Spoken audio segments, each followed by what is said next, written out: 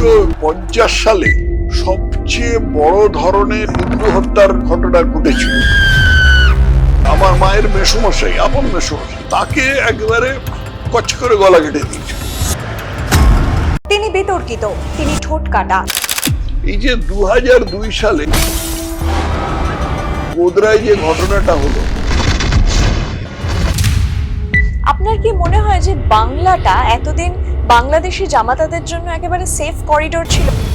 পশ্চিমবঙ্গের সুরক্ষার প্রশ্ন শুভেন্দু অধিকারের মতো জাতির জনতা যদি, সুতরাং এই জনতার জন্য মুসলিম শাসনই একমাত্র উত্তম পন্থা। আমরা বলতে মুসলিমদের প্রতি আগামী 3 সালে আপনারা ভারত শাসন করবে। বিজেপি তো বাংলায় এসেছে, এখানে বাংলাদেশি কট্টরপন্থী যারা মুসলিম তাদের এত সমস্যা হচ্ছে কেন?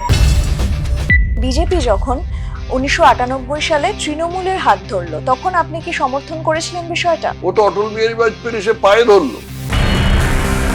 মমতা বন্দ্যোপাধ্যায়ের সাথে স্মৃতি, রাজনাথ সিং নিজে মমতাকে ফোন করলেন, ফোন করে বললেন যে মমতা, मैं तुम्हारे बड़े भाई के नाते बोल रहा हूं, তুমি এই এক সিট মুझे छोड़ दो।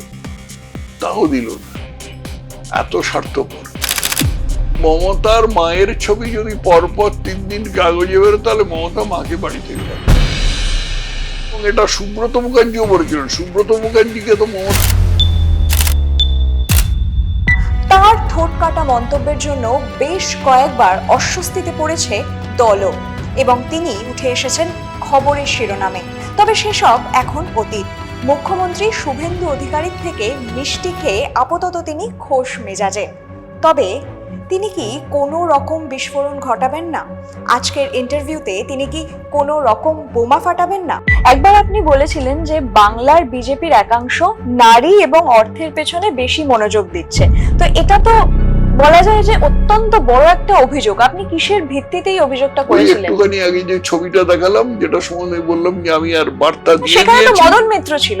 না না, মদন মিত্র কথা নয়, যে ছবিটা তুমি দেখিয়েছিলে।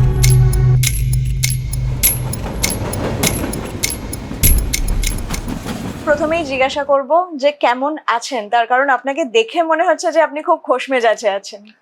না, আমি এমনি ভালো মেজাজেই থাকি সব সময়। আচ্ছা। আর তাছাড়া এখন তো 1 নম্বর হচ্ছে যে বিজেপি জিতেছে, সেটা একটা খুব বড় ভালো মেজাজে থাকবার কারণ।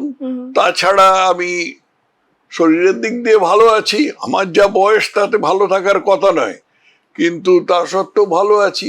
আর এমনি টুকটাক সমস্যা আছে, কিন্তু সব জড়িয়ে তো ঠিকই আছি।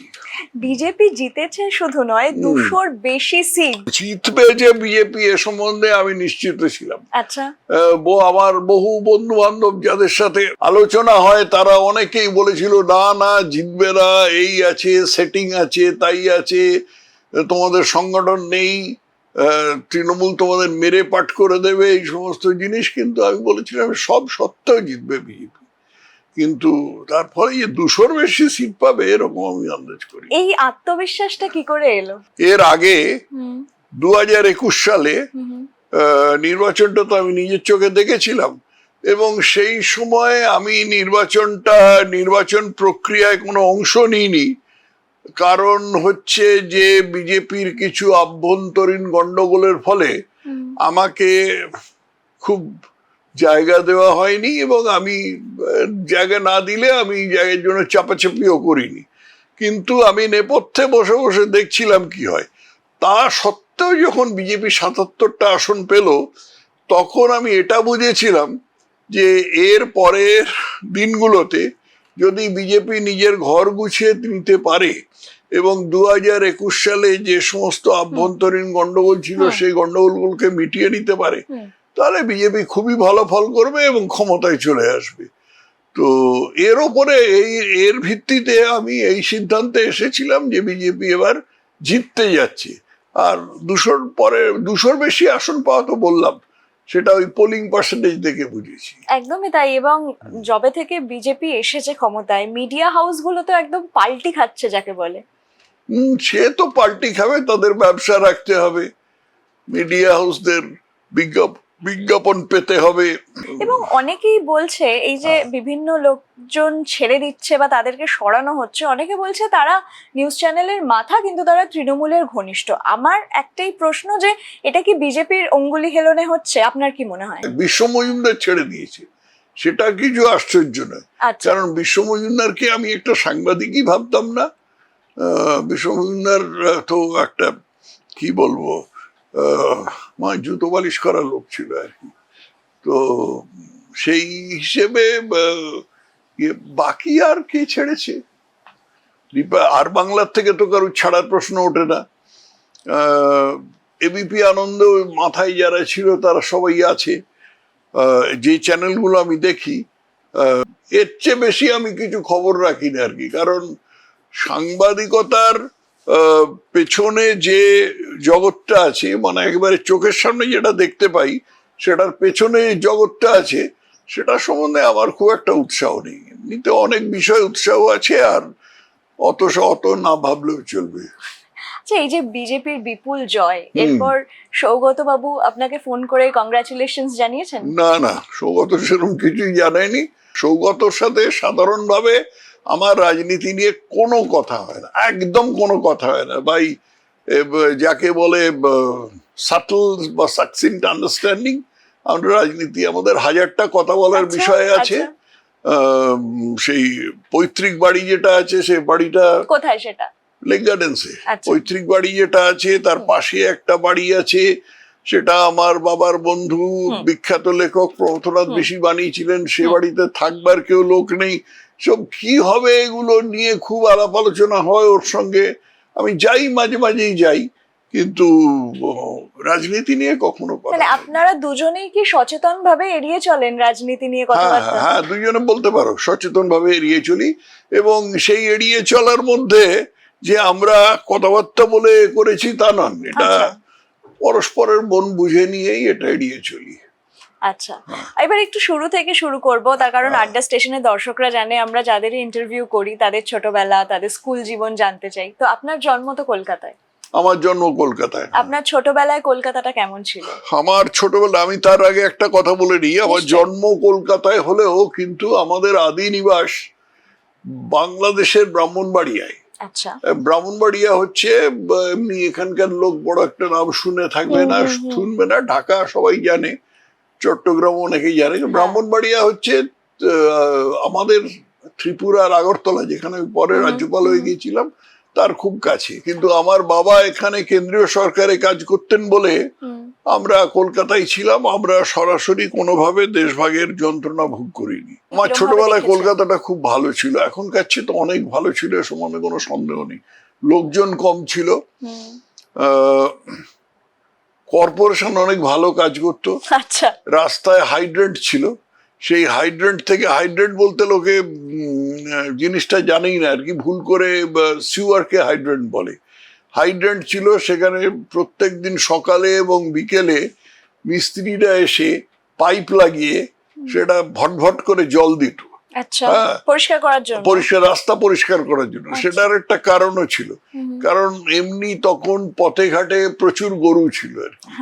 হ্যাঁ, আমাদের সামনের বাড়ির সামনে একটা বাড়িতে গরু বেঁধে দুইত, এবং সেই গরুরা তারা গোবর ত্যাগ করে যেত, সেই গোবরটা তো ধুতে হবে। এইটা ছাড়া অন্য নানা রকম ভাবে হতো আর কি। এটা 1 নম্বর। 2 নম্বর হচ্ছে ফুটপাত গুলো একেবারে হাঁটার যোগ্য ছিল। মানে এখন যেরকম ফুটপাতের ওপর হকার থাকে এবং লোকে রাস্তা দিয়ে হাঁটে, মানে ক্যারেজওয়ে দিয়ে হাঁটে, সেটা তখন চিন্তাও করা যেত না আর কি। সাহেবরা তখন সদ্য চলে গেছে। আমার যখন জ্ঞান হয়েছে তখন ধরো একেবারে 50-এর দশকের গোড়াতে, তখন সাহেবরা চলে গেছে। কিন্তু সাহেবদের কিছু চিহ্ন পড়ে আছে, কিছু তাদের ইয়ে ছিল, ঘর বাড়ি দোকানপাট এ সমস্ত ছিল। আমরা পার্ক স্ট্রিটে বেড়াতে যেতাম, কিছু কেনাকাটা করার সাধ্য ছিল না, কিন্তু ওই বেড়াতে গিয়ে আমরা সাহেবদের দোকান দেখতাম, ফ্লুরিজ দেখতাম, ট্রিনকাস দেখতাম, তারপর মডার্ন ফার্নিচার, সাহেবদের যে সমস্ত দোকান টোকান ছিল সেগুলো দূর থেকে দেখতাম, দেখে চমৎকৃত হতাম। এমনি শহরটা অনেক সুষ্ঠুভাবে পরিচালিত হতো। বাস ট্রাম যা ছিল তাতে খুব যে একটা লোক ঝুলে যেত তা নয়, ভিড় হতো কিন্তু খুব একটা লোক ঝুলে যেত তা নয়। ট্রামটা একটা খুব ইয়ে ছিল, একটা বড় জায়গা ছিল ট্রামের আর কি।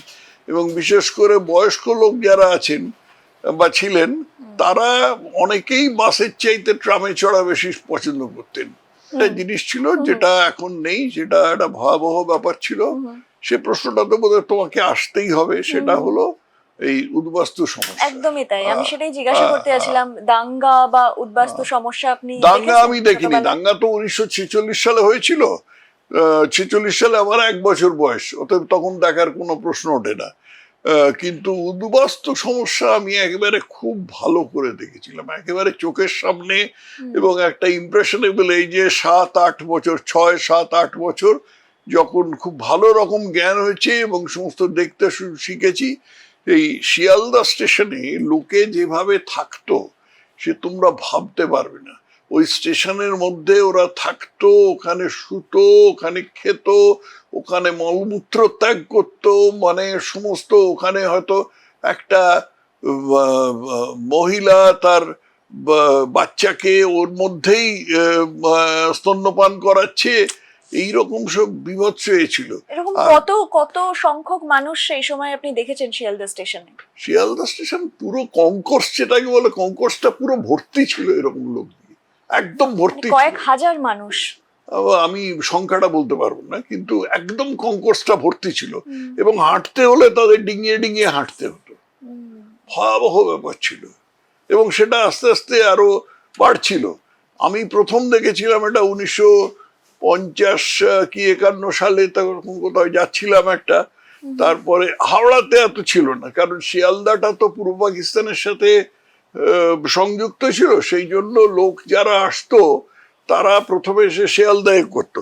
এর মধ্যে লোক যারা আসতো তাদের মধ্যে যারা মধ্যবিত্ত শ্রেণীর লোক ছিল তারা একটা কোনোভাবে আত্মীয় স্বজনের বাড়িতে বা কোনো একটা জায়গায় টালাঘর বানিয়ে থেকে যেত আর কি। কিন্তু যারা একেবারে ডাউন অ্যান্ড আউট, মানে যারা ওখানে হয়তো চাষ করতো কি মাছ ধরতো, যাদের এখানে কোনো রকম এর সুযোগ নেই, জীবিকার সুযোগ নেই, তারাই ওই মোস্টলি ওই শিয়ালদা স্টেশনের মতন জায়গায় থাকতো।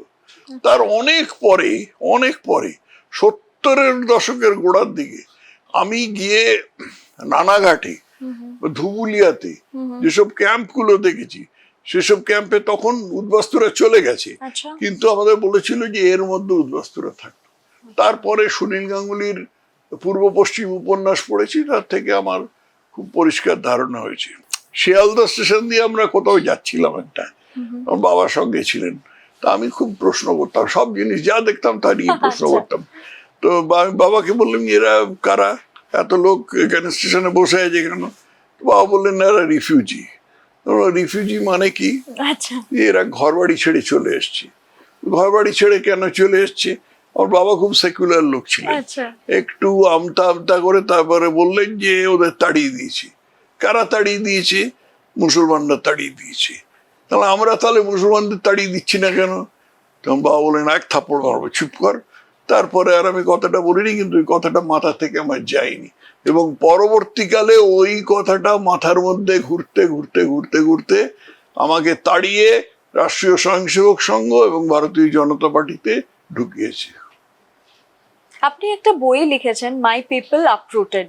আমি 6টা বই লিখেছি, সব শুদ্ধ এইখানে আছে, বলো মাই পিপল আপরুটেড। এবং সেইখানে যা যা লিখেছেন আপনি, সেগুলো কি একদমই নিজের প্রত্যক্ষ করা অভিজ্ঞতা? না, আমার প্রত্যক্ষ করা অভিজ্ঞতা কোত্থেকে থাকবে? আমি তো বললাম যে আমার 45 সালে জন্ম, এবং 1950 সালে পূর্ব পাকিস্তানে সবচেয়ে বড় ধরনের ঘটেছিল, হিন্দু হত্যার ঘটনা ঘটেছিল। তো আমি তো আর তখন পাকিস্তানে ছিলাম না, থাকলে হয়তো মরেই যেতাম। তো তখন আমরা এখান থেকে খবর পেতাম, কাগজে বেরোতো, এমনি অন্যান্য চিঠিপত্র লেখা হতো, উপন্যাস প্রচুর লেখা হতো। সব সেই নিমাই ঘোষের ছিন্নমূল, সমরেশ বসুর বিটি রোডের ধারে, তারপর বিকর্ণ অর্থাৎ নারায়ণ সান্যালের দণ্ডক সর্বরী এরকম প্রচুর লেখা হতো, কিন্তু সব কটা লেখা আরম্ভ হতো এই শিয়ালদা স্টেশন থেকে। শিয়ালদা স্টেশনের পেছনে কি হয়েছে, কি কারণে লোকগুলো 14 পুরুষের বাড়ি ছেড়ে দিয়ে এখানে চলে আসতে বাধ্য হলো, সেটা সম্বন্ধে সবাই স্পিকটি নট। যে প্রশ্নটা আমি আমার বাবাকে করেছিলাম সে ব্যাপারটা সম্বন্ধে সবাই স্পিকটি নট। আমারকে এই প্রশ্নটা তাড়িয়েছিল এবং তারই ফলে আমি এই মাই পিপল আপরুটেড বইটা লিখেছি। ইন্টারভিউ নিয়েছি প্রচুর, আচ্ছা, যারা সেই সময়কার হিন্দু হত্যার কাণ্ডগুলো দেখেছে তাদের সব ইন্টারভিউ নিয়েছি। এগুলো নিয়ে টিয়ে সেই জোগাড় টোগাড় করে, এবং তার সমস্ত সূত্র বইতে আছে। আমাদের এক্সটেন্ডেড ফ্যামিলির মধ্যে আমি জানি আমার মায়ের মাস্তুতো বোন একজন, আচ্ছা, আমার মায়ের মেসোমশাই, আপন মেসোমশাই, তাকে একেবারে কচ করে গলা কেটে দিয়েছিল। আর তার যে মেয়েরা ছিল সেই মেয়েদের ধর্ষণ করেছিল, সেটা তো আর বলবে না কেউ, কিন্তু তার মধ্যে একটা মেয়েকে টেনে নিয়ে গেছিল, তাকে আর পাওয়াই যায়নি।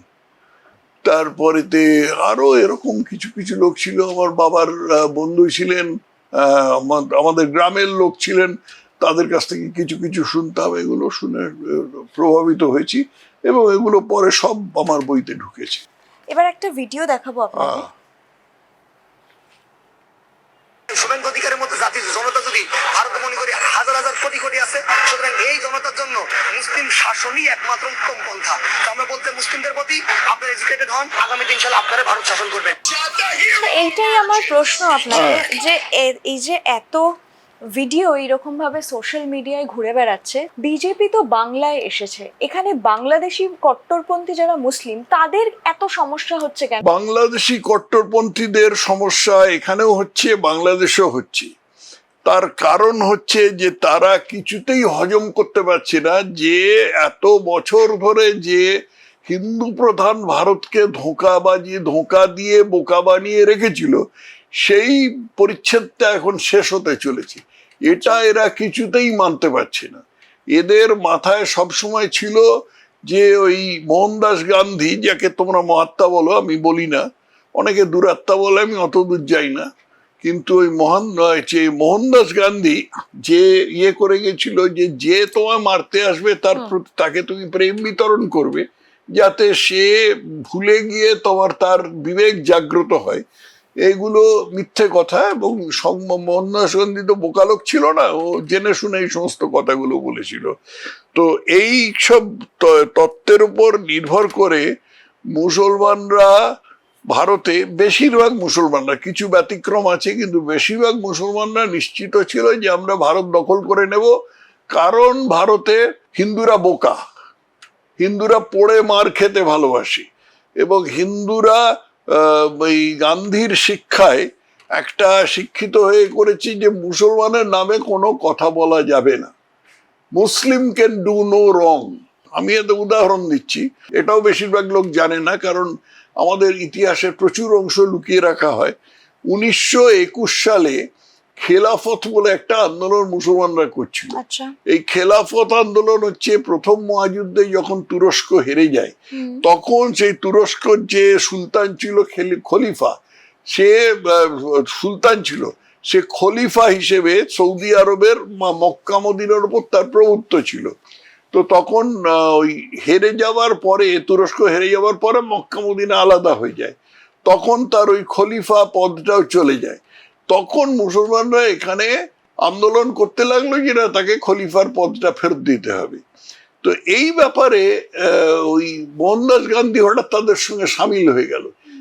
তুরস্কে খলিফা আছে কি নেই তাই নিয়ে ভারতের কেন দুশ্চিন্তা, কিন্তু দুশ্চিন্তা হলো মোহনদাস গান্ধীর, কারণ মোহনদাস গান্ধীর ধারণা হলো যে এইরকম করে আমরা হিন্দু এবং মুসলিমদের জুড়তে পারবো। আদৌ জুড়তে পারেনি।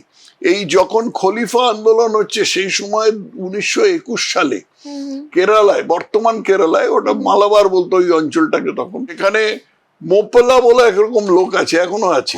সেই মোপলারা আরব থেকে আসা মুসলিম। এই মোপলারা সেই সময় ওখানে প্রচুর অস্ত্রশস্ত্র জড়ো করেছিল এবং কোনো কারণে তারা হিন্দুদের মারতে আরম্ভ করলো।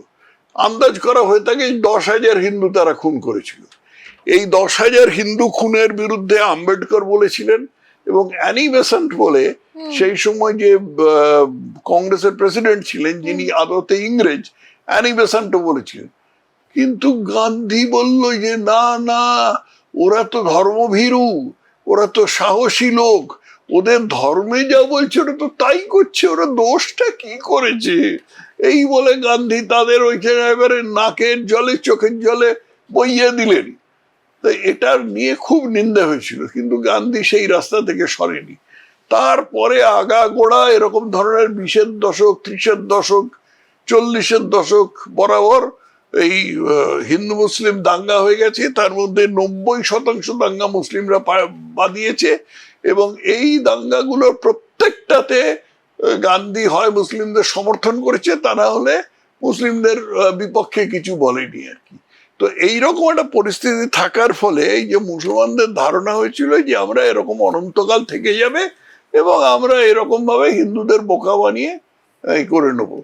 এই যে 2002 সালে যে গোদরায় যে ঘটনাটা হলো, সেটা কি, একটা ট্রেনে করে কিছু নিরপরাধ তীর্থযাত্রী এর থেকে অযোধ্যা থেকে ফিরছিল, সেই ট্রেনটাকে দাঁড় করিয়ে সেই কামরাটাতে আগুন দিয়ে পুড়িয়ে মারা হলো। এবং পুড়িয়ে মারবার পরে তারপরেতে সেখানে তার প্রতিবাদে যে দাঙ্গা হলো, সেটা কখনো আশা করেনি এরা, আন্দাজ করেনি। সেটা তারা ভেবেছিল যে দাঙ্গা দুদিনে চুপ হয়ে যাবে, আবার গান্ধীর মতন কোনো চলে আসবে। কিন্তু তখন গুজরাটে বিজেপির সরকার ছিল, এবং সেই সরকারের মুখ্যমন্ত্রী ছিলেন নরেন্দ্র দামোদর দাস মোদী। নরেন্দ্র দামোদর দাস মোদী অন্য ধাতুতে গড়া বলে তিনি জিনিসটাকে দমন করবার চেষ্টা করলেন, কিন্তু যেটা স্বাভাবিক প্রতিক্রিয়া, সেই স্বাভাবিক প্রতিক্রিয়াটা হলো, এবং তার কোনো নিন্দে করেননি উনি, স্বাভাবিক প্রতিক্রিয়াটার কোনো নিন্দে করেননি। কারণ শরীরে যদি মানুষের রক্ত থাকে, আর তোমার চোখের সামনে যদি তুমি দেখো যে 58টা তীর্থযাত্রীকে জ্যান্ত পুড়িয়ে মারা হচ্ছে, তার মধ্যে আছে, মহিলা আছে, শিশু আছে, সকলে কারুর কোনো এক পয়সার ধার ধারেনি, কারুকে কোনো দুঃখ দেয়নি, কিছু কষ্ট করেনি। কিন্তু যখন এরকম চোখের সামনে দেখবে তখন রক্ত, অসময় মৃত্যু হয়েছে, তখন তোমার রক্ত টকবক করে ফুটবেই। এখন গান্ধী, নট উইথস্ট্যান্ডিং গান্ধীর যে কুশিক্ষা, এই গান্ধীর কুশিক্ষা এই সময় থেকে মুছে যেতে আরম্ভ করে। যদিও আমাদের নোটে এখনো তার ছবি ছাপা হয়, এবং নরেন্দ্র মোদী গিয়ে গান্ধীর মূর্তির কাছে মাঝে মাঝে প্রণাম করেন, কিন্তু আমরা সবাই জানি যে মানুষের মন থেকে এখন, হিন্দু মানসিকতা থেকে এখন আস্তে আস্তে গান্ধীর এই কুশিক্ষার ছাপ এবং গান্ধীর নিজের ছাপ আস্তে আস্তে মুছে যাচ্ছে। গান্ধীর কিছু অবদান ছিল স্বাধীনতার ব্যাপারে, সেটা সম্বন্ধে আমি অস্বীকার করি না। কিছু কুকীর্তিও ছিল, যে দেশ ভাগ হয়েছে তার পেছনে কিছু কুকীর্তিও ছিল, সেসবের মধ্যে আমি যাচ্ছি না। কিন্তু মুসলমানদের ভুল ধারণাটার কারণটা ছিল ওই গান্ধীবাদটা মুছে যাচ্ছে, ওটা ভাবতে পারিনি। আর একটা জিনিস আছে, সেটা হচ্ছে যে আমার কাছে একটা ভিডিও আছে, আমি একটা ভিডিও দেখাবো। নিশ্চয়ই ভিডিওটা এখানে আমি আরম্ভ করছি। আপনাদের এখন সুযোগ, যে যত পারেন সন্তান নেবেন। আমি তো 11টা নিছি আলহামদুলিল্লাহ, আরো নিয়ে 11 জন ইউরোপ দখল করে ফেলবো। কয় যে নুকাবিলুল কুম্বুলাতা যাররিয়া বিল কুম্বুলাতি যুররিয়া, কয় ওদের অ্যাটম বোম পারমাণবিক বোমের মোকাবেলা করব। এইটা কোথায়? বাংলাদেশে না? এটা বাংলাদেশে এই যে ইয়েটা, এই যে মোল্লা বলছে যে হিন্দুরা তো একটা দুটোর বেশি সন্তান নেয় না, কিন্তু আমরা যত পারি সন্তান নেব, তাহলে সেই জনবিস্ফোরণ ঘটাবো। এরা বলেছে তো হেরা ফাটাইবো, এরা বলেছে হেরা ফাটাইবো অ্যাটম বোম, আমরা ফাটাবো জনসংখ্যার বোম। তো এই জনসংখ্যার বোম ফাটাবার কি হবে, এটা একটা প্রক্রিয়া আছে, একটা ছক এদের মাথায় আছে।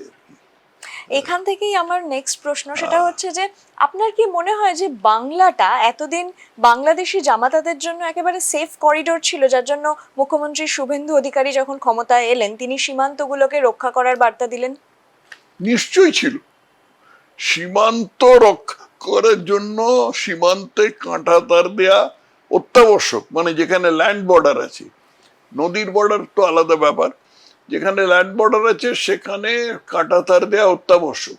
কাঁটা তারের জন্য যে জমিটা দেয়া দরকার সেটাই মমতা দিচ্ছিল না, এবং ইচ্ছে করে জেনে বুঝে দিচ্ছিল না, কারণ মমতার চেয়েছিল যে তাদের ওই দিক থেকে অনুপ্রবেশ হোক, এবং অনুপ্রবেশ হয়ে এই দিকের জনসংখ্যা ওই রকম আর কি, জনসংখ্যার বোম ফাটাবো ওই রকম পরিস্থিতি একটা তৈরি হোক।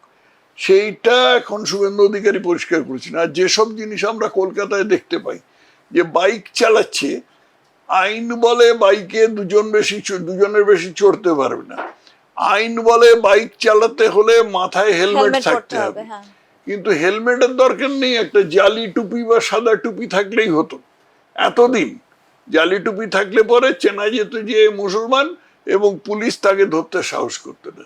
সেইটা শুভেন্দু অধিকারী আসার পরে একেবারে উল্টে দিয়েছেন। এখন সবাই খুব সাধু ছেলের মতন সবাই পড়ছে, হেলমেট পরছে, দুজনের বেশি চড়ছে না, এই সমস্ত হচ্ছে। আমরা একটু আগে বলছিলাম যে আপনার ছোটবেলায় কলকাতাটা কেমন ছিল, একটু ফিরবো সেই সময়। আপনার স্কুলিং কোথায় ছিল? Saint Lawrence. আমি একেবারে ছোটবেলায় একটা অল্প দিনের জন্য একটা কিন্ডারগার্টেন স্কুলে পড়েছিলাম, মহাদেবী বিড়লা শিশু বিহার বলে। তারপরে আমার বাবা বিলেত যান 1 বছরের জন্য, তখন আমরা শিলং চলে যাই। শিলংয়ে আমাদের একটা যাতায়াত ছিল এবং একটা বেস ছিল। তো তখন আমার জ্যাঠামশাই শিলংয়ে থাকতেন, শিলং চলে যাই। তারপরে আমি এসে এখানে মিস বি হার্টলিস বলে একটা স্কুলে ভর্তি হয়েছিলাম, এই ইয়ের কাছে, ল্যান্সডাউন এলগিন রোডের মোড়ের কাছে। হার্টলি স্কুলের পরে আমি সেন্ট লরেন্সে ভর্তি হই, এবং পরে আমরা 4 ভাই, একজন করে সবাই সেন্ট লরেন্সে ভর্তি হয়। আমরা 4 জনই সেন্ট লরেন্স থেকে পাশ করেছি। এবং 12-এ তো আপনি 6th হয়েছিলেন। 12 তো ছিল না তখন ক্লাস 11-এই শেষ হতো। আচ্ছা, হায়ার সেকেন্ডারি পরীক্ষা হতো 11 ক্লাসের পরে, তা হয়েছিলাম। মানে আপনি ছাত্র হিসাবেও খুব ভালো ছিলেন, পড়াশোনার প্রতি কি ছোটবেলা থেকেই খুব আগ্রহ ছিল? তা তো ছিল। আচ্ছা, আর অন্য কিছু খেলাধুলা বা অন্য কোনো? খেলাধুলা সাধারণ, আমার কোনো ছিল না আর কি, মানে কোনো খেলাধুলায় সেরকম পারদর্শিতা ছিল না, বা কোনো একটা টিমে খেলতাম সেরকম কিছু ব্যাপার নয়। খেলাধুলা আর 5টা ছেলে যেরকম করে সেরকম খেলতাম আর কি। আচ্ছা, ক্রিকেট, ফুটবল, হকি সবই খেলতাম।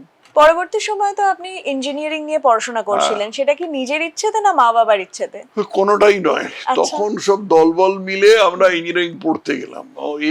আমাদের স্কুল থেকে যারা পাশ করলো তাদের মধ্যে 1-2 বাদ দিলে বাকিরা সবাই গিয়ে ইঞ্জিনিয়ারিং এর পরীক্ষা দিল, সবাই পাশ করে গেল। তার মধ্যে একজন আইআইটিতে গেল, এবং বেশিরভাগ আমরা বেঙ্গল ইঞ্জিনিয়ারিং কলেজে গেলাম, যেটার এখন নাম হচ্ছে IIEST। এটা আমরা ওই মধ্যে একটা হার্ড মেন্টালিটি, অর্থাৎ ওই ঝুঁকে পড়ে গিয়েছি। আচ্ছা, তো ইঞ্জিনিয়ারিং পড়ে আবার আইন পড়ার ইচ্ছে কেন হলো?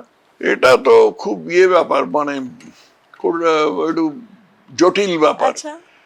ইঞ্জিনিয়ারিং আমি তো পড়ে তারপরে আমি ভারতীয় রেলে যোগ দিলাম, এবং ভারতীয় রেলে এসে আমি এখানে মেট্রো রেলে ট্রান্সফার হলাম। এবং এই আমার ভারতীয় রেলের যে সময়টা, আমি ভারতীয় রেলে 23 বছর ছিলাম। এই 23 বছরের মধ্যে 2 বছর ট্রেনিং ছিল, আর 2 বছর এদিক ওদিক ছিল। তার বাকি সময়টা আমি 19 বছর আমি মেট্রো রেলে কাটিয়েছি, মেট্রো রেলের কনস্ট্রাকশনে কাটিয়েছি। এই মেট্রো রেলের কনস্ট্রাকশনের সময় আমার নানা রকম কাজে হাইকোর্টে যেতে হতো।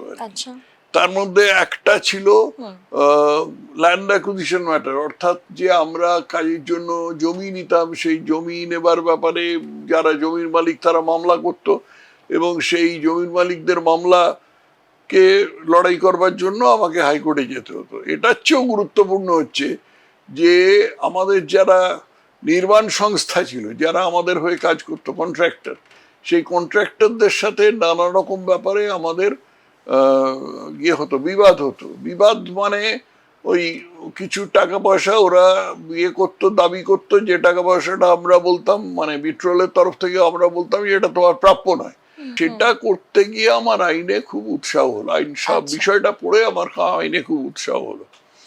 ততদিনে আমি ঠিক করে ফেলেছি যে আমি চাকরি ছেড়ে দেবো, কারণ আমি ঠিক করেছিলাম যে আমি রাজনীতি করব। ওই পুরনো পোকা যেটা মাথায় ঢুকেছিল, সেটার সঙ্গে আরো একটা পোকা ছিল, যেটা আমার বেঙ্গল ইঞ্জিনিয়ারিং কলেজে পড়বার সময় হয়েছিল। বেঙ্গল 1964 সালে আমরা যখন থার্ড ইয়ারে পড়ি, তখন কিছু ছেলে ঢাকা থেকে এসে ভর্তি হলো এবং তারা আমাদের জানালো তারা হিন্দু ছেলে। তাদেরকে মারধর, ভয় দেখানো, এই সমস্ত জিনিস এমন আরম্ভ হয়েছিল সে সময় যে তারা আর ওখানে থাকা নিরাপদ মনে করছিল না। তারপরে তারা পালিয়ে চোরাপথে ভারতে ঢুকে পড়ে এবং তারপর তারা কলকাতায় এসে এখানে বেঙ্গল ইঞ্জিনিয়ারিং কলেজে ভর্তি হয়।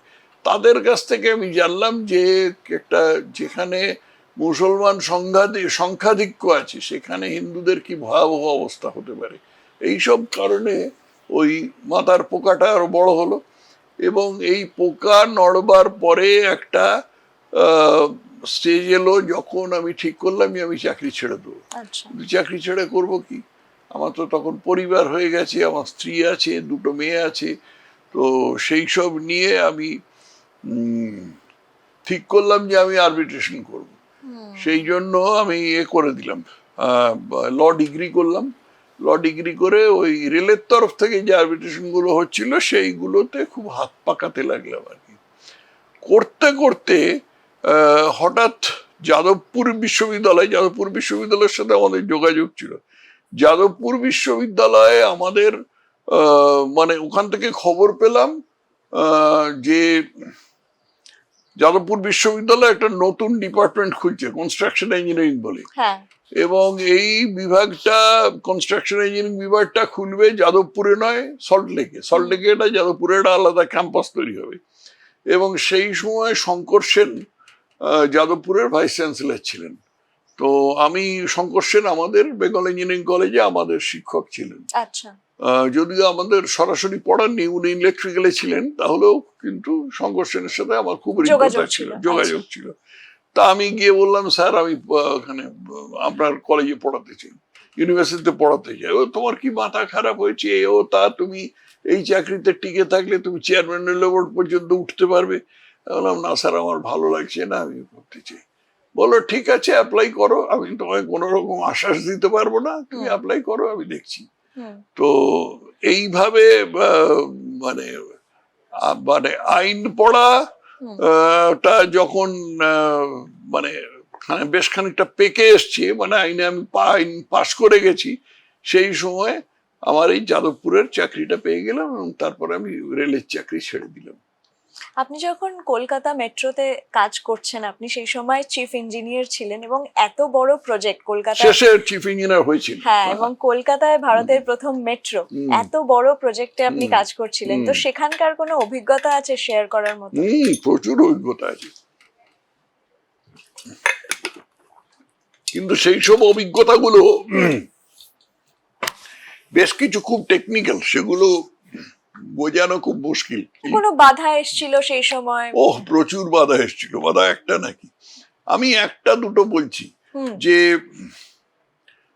কোন সাল, 1980 সালটা বোধহয়, 1980 না 82 সাল, এরকম একটা কোনো সময় আমরা তখন চৌরঙ্গি এলগিন রোডের মোড়ের কাছে লক্ষ্মীবাবুর দোকান আছে, সেই লক্ষ্মীবাবুর দোকানের কাছে আমরা মাটি খুঁড়ছি। সেইখানে মাটি যেটা খোঁড়া হয়েছে সেটার ওপরে এরকম লম্বা লম্বা স্ট্রাট লাগানো থাকে। সেই স্ট্রাট এর ওপরে একটা পাটাতন থাকে, সেখানে এমনি গাড়ি টাড়ি চলে, মালপত্র রাখা হয় আর কি। সেই স্ট্রাট শুদ্ধ সব ভেঙে নিচে পড়ে গেল এবং পড়ে যাওয়ার ফলে কি হলো, ওর নিচে জলের পাইপ ছিল, 30 ইঞ্চি জলের পাইপ ছিল। 30 ইঞ্চি জলের পাইপ মানে বিশাল বড় পাইপ। সেই পাইপটা ফেটে গেল, ফেটে যাওয়ার ফলে পুরো দক্ষিণ কলকাতার জল সরবরাহ বন্ধ হয়ে গেল, পুরো দক্ষিণ কলকাতার। ভাগ্যক্রমে সেটা ডিসেম্বর মাস ছিল, ডিসেম্বর মাসে জলের ডিমান্ড অনেক কম থাকে, সেই জন্য খুব মারাত্মক কিছু হয়নি। কিন্তু লোকের তো জল তো খেতে হবে, কাপড় কাচতে হবে, রান্না করতে হবে, খুব ঝামেলার মোকাবিলা করতে হয়েছিল। এরকম কালীঘাটেও একবার হয়েছিল। মানুষের থেকে সাপোর্ট পেয়েছিলেন সেই না, সময়? মানুষের থেকে গোড়ার দিকে সাপোর্ট পাইনি। আমরা যখন কাজ করতাম তখন একটা পাশ দিয়ে একটা ট্রাম যাচ্ছে, ট্রাম, সেই ট্রামের লোকেরা একটা লোক হয়তো বললো কি ইয়ে করছেন, মেট্রো রেলের কাজ করছেন, আপনিও করবেন, আপনার ছেলেও করবে, আপনার নাতিও করবে, এরকম তো বলে যেত আর কি। সমর্থন পরে যখন দেখা গেল যে এই জিনিসটা অনেক দূর এগিয়ে গেছে তখন সমর্থন পেয়েছিলাম। আচ্ছা, ইস্ট ওয়েস্ট মেট্রো মমতা বন্দ্যোপাধ্যায়ের সময় যেটা বামেরা তৈরি করেছিল এবং যেটা মুখটা ঘুরিয়ে দিয়েছেন মমতা বন্দ্যোপাধ্যায় বউবাজার দিয়ে, এবং সেই অঞ্চলটা পুরো ধসে গেল। ইস্ট ওয়েস্ট মেট্রো প্রজেক্ট রিপোর্টে একটা রুট ছিল, সেই রুটটা হচ্ছে ব্রেবন রোড থেকে এসে বউবাজারে ঢুকে যাওয়া। ওকে। কিন্তু মমতা বন্দ্যোপাধ্যায় এসে ওখানে বাস্তব হচ্ছে কি যে ওই তো লালবাজারে ঢুকে ওখানে মুসলমানের দোকান টোকান এফেক্টেড হবে, সেই জন্য অনেকে খুব বিয়ে করলো। ওই রশিদ খান বলে একটা লোক ছিল, তাদের সব বিয়ে ছিল। রশিদ খান যদিও তখন জেলে সাট্টার ডন ছিল, তো বললো যে না এখান দিয়ে যাবে না, লাইনটা যাবে এ থেকে ব্রেবন রোড থেকে সোজা এ বরাবর ওল্ড কোর্ট হাউস স্ট্রিট, এখন কি নাম হয়েছে না, ওল্ড কোর্ট হাউস স্ট্রিট বরাবর যাবে, গিয়ে বাঁ দিকে ঘুরে এসপ্ল্যানেড স্টেশন হবে, এসপ্ল্যানেড স্টেশনে দুটো লাইনের মধ্যে ইন্টারফেস হবে, দুটো লাইনের মধ্যে যোগাযোগ হবে, হয়ে তারপরে এটা আবার ঘুরবে, ওখান থেকে ঘুরে তারপরেতে বউবাজার দিয়ে বেরোবে। এখন এই যে ঘুরে বউবাজার দিয়ে বেরোনো, এই ব্যাপারটার ফলে হলো কি যে প্রচুর বাড়ির নিচে দিয়ে যেতে হলো। সোজা যদি বউবাজার দিয়ে বেরোতো তাহলে এত বাড়ির নিচে যেতে হতো না, কিন্তু যখন ওই বাড়ির নিচে দিয়ে যেতে হলো তখন ওই বউবাজারের বাড়ি মানে সে শতাব্দী প্রাচীন বাড়ি, সে কোনো রকমে আঠা দিয়ে এঁটে রেখেছে, এরকম ব্যাপার। তো সেই বাড়িগুলো ধসে পড়ে গেল, প্রচুর ফাটল দেখা গেছিল সেই সময়। ফাটল কি, বাড়ি অ্যাবান্ডন করে দিতে হয়েছিল, ছেড়ে চলে আসতে হয়েছিল। আপনি যে সময় মেট্রো রেল তৈরি করেছিলেন সেই সময় কোন রকম চাপ সরকারের পক্ষ থেকে ছিল? না, সরকারের পক্ষ থেকে সেরকম কোনো চাপ ছিল না। আমি সত্যি কথা বলবো, তখন মানে বেশিরভাগ সময় সিপিএম এর সরকার ছিল। আমরা যখন একেবারে আরম্ভ করি সেটা ছিল 70-এর দশকে, তখন সিদ্ধার্থ শঙ্কর রায়ের মিনিস্ট্রি ছিল। তারপরে 1977 থেকে সিপিএম এর সরকার এলো এবং 2011 পর্যন্ত সিপিএম এর সরকার ছিল। আমি 1989 সালে ছেড়ে দিই, মেট্রো ছেড়ে দিই। কিন্তু এর মধ্যে সিপিএম এর কোনো চাপ ছিল না, বরঞ্চ আমি বলবো যে সিপিএম এর অন্তত একজন লোক, প্রশান্ত সুর, উনি মেট্রোর কাজে যথাসম্ভব সাহায্যই করতে চেষ্টা করতেন। মানে মমতা যে সমস্ত কাণ্ড করেছেন সেটা তার মতন কিছু হয়নি। এবং আপনি যখন পড়াচ্ছিলেন, মানে ইঞ্জিনিয়ারিং, কনস্ট্রাকশন ইঞ্জিনিয়ারিং পড়াচ্ছিলেন, যে ডিপার্টমেন্টের হেড আপনি ছিলেন, এখন সেই ডিপার্টমেন্টের হেড হচ্ছে আপনার বিরোধী দলের, সিপিএম এর হয়ে এবার ভোটেও দাঁড়িয়েছেন পার্থপ্রতিম বিশ্বাস। তার সঙ্গে আপনার আলাপ আছে? খুব ভালো আলাপ আছে, পার্থপ্রতিম বিশ্বাসের সাথে খুব ভালো আলাপ আছে। তো আমরা এক ডিপার্টমেন্টে পড়াতাম। পার্থপ্রতিম বিশ্বাসের যে সিলেকশন প্রসেস, মানে তাকে ইন্টারভিউ করা, সেই ইন্টারভিউতে তাকে ইয়ে করা, তাকে মনোনীত বলে সাব্যস্ত করা, এটার মধ্যেও আমি ছিলাম, সেই ইন্টারভিউ বোর্ডেও আমি ছিলাম। এবং পার্থপ্রতিম বিশ্বাস কাজের লোক, বিষয়টা জানে, রাজনীতি যাই করুক ওর এর সম্বন্ধে যে বিষয়টাও পড়ায় সে বিষয়টাও জানে এবং সেটার চর্চা রাখে আর কি। অতএব সেদিক দিয়ে আমার কোন নালিশ নেই, বুদ্ধিমান ছেলে, সিপিএম করে, এটা একটা দোষ এইটা। আচ্ছা, আপনি যখন ভাবলেন যে আপনি রাজনীতি করবেন, পুরোপুরি রাজনীতি করবেন, আপনি বিজেপিতে, আরএসএস এ কেন যোগদান করলেন? আরএসএস তো অনেকদিন আগে যোগদান করেছি। সরকারি চাকরি করতে করতে বিজেপিতে যোগদান করা যায় না। সরকারি চাকরি করতে করতে তো কোনো রাজনৈতিক দলে যোগ দেওয়া যায় না, কিন্তু আরএসএস এ যোগ দেওয়া যায়, কারণ আরএসএস তো রাজনৈতিক দল নয়। এবং আরএসএস এ যোগ দিয়েছিলাম তার কারণ হচ্ছে আমার আদর্শ, যেটা আমার সেই মাথায় পোকা বলেছিলাম আর কি, যে জিনিসটা আমাকে খুব পীড়া দিয়েছিল, বহুকাল ধরে পীড়া দিয়ে ছোটবেলা থেকে, যে হিন্দুর ওপর অত্যাচার এবং সেটা সম্বন্ধে সকলের মুখ বুজে থাকা, এই জিনিসটা নিয়ে একমাত্র আরএসএসই কথা বলতো। সেই জন্য আমি আরএসএস এ গিয়ে যোগ দিয়েছিলাম। শ্যামাপ্রসাদ মুখোপাধ্যায়কে আপনি আইডল কবে থেকে মানতে শুরু করলেন? যবে থেকে ওর সম্বন্ধে বুঝতে আরম্ভ করেছি তবে থেকে। এই লোকটার প্রতি যে আমাদের কত বড় ঋণ সেটা মানুষ জানলই না, কেউ জানলই না। আমরা যে আজকে বাঙালি হিন্দু হিসেবে পশ্চিমবঙ্গে বসে আছি মাথা উঁচু করে ভারতের নাগরিক হিসেবে, এটা শুধু শ্যামাপ্রসাদ মুখার্জির জন্য সম্ভব হয়েছিল। উনি যদি না থাকতেন তাহলে গোটা বাংলাটা পাকিস্তানে চলে যেত। যে ব্রিটিশ আমলের যে অবিভক্ত বাংলা ছিল সেটা পুরোটা পাকিস্তানে চলে যেত।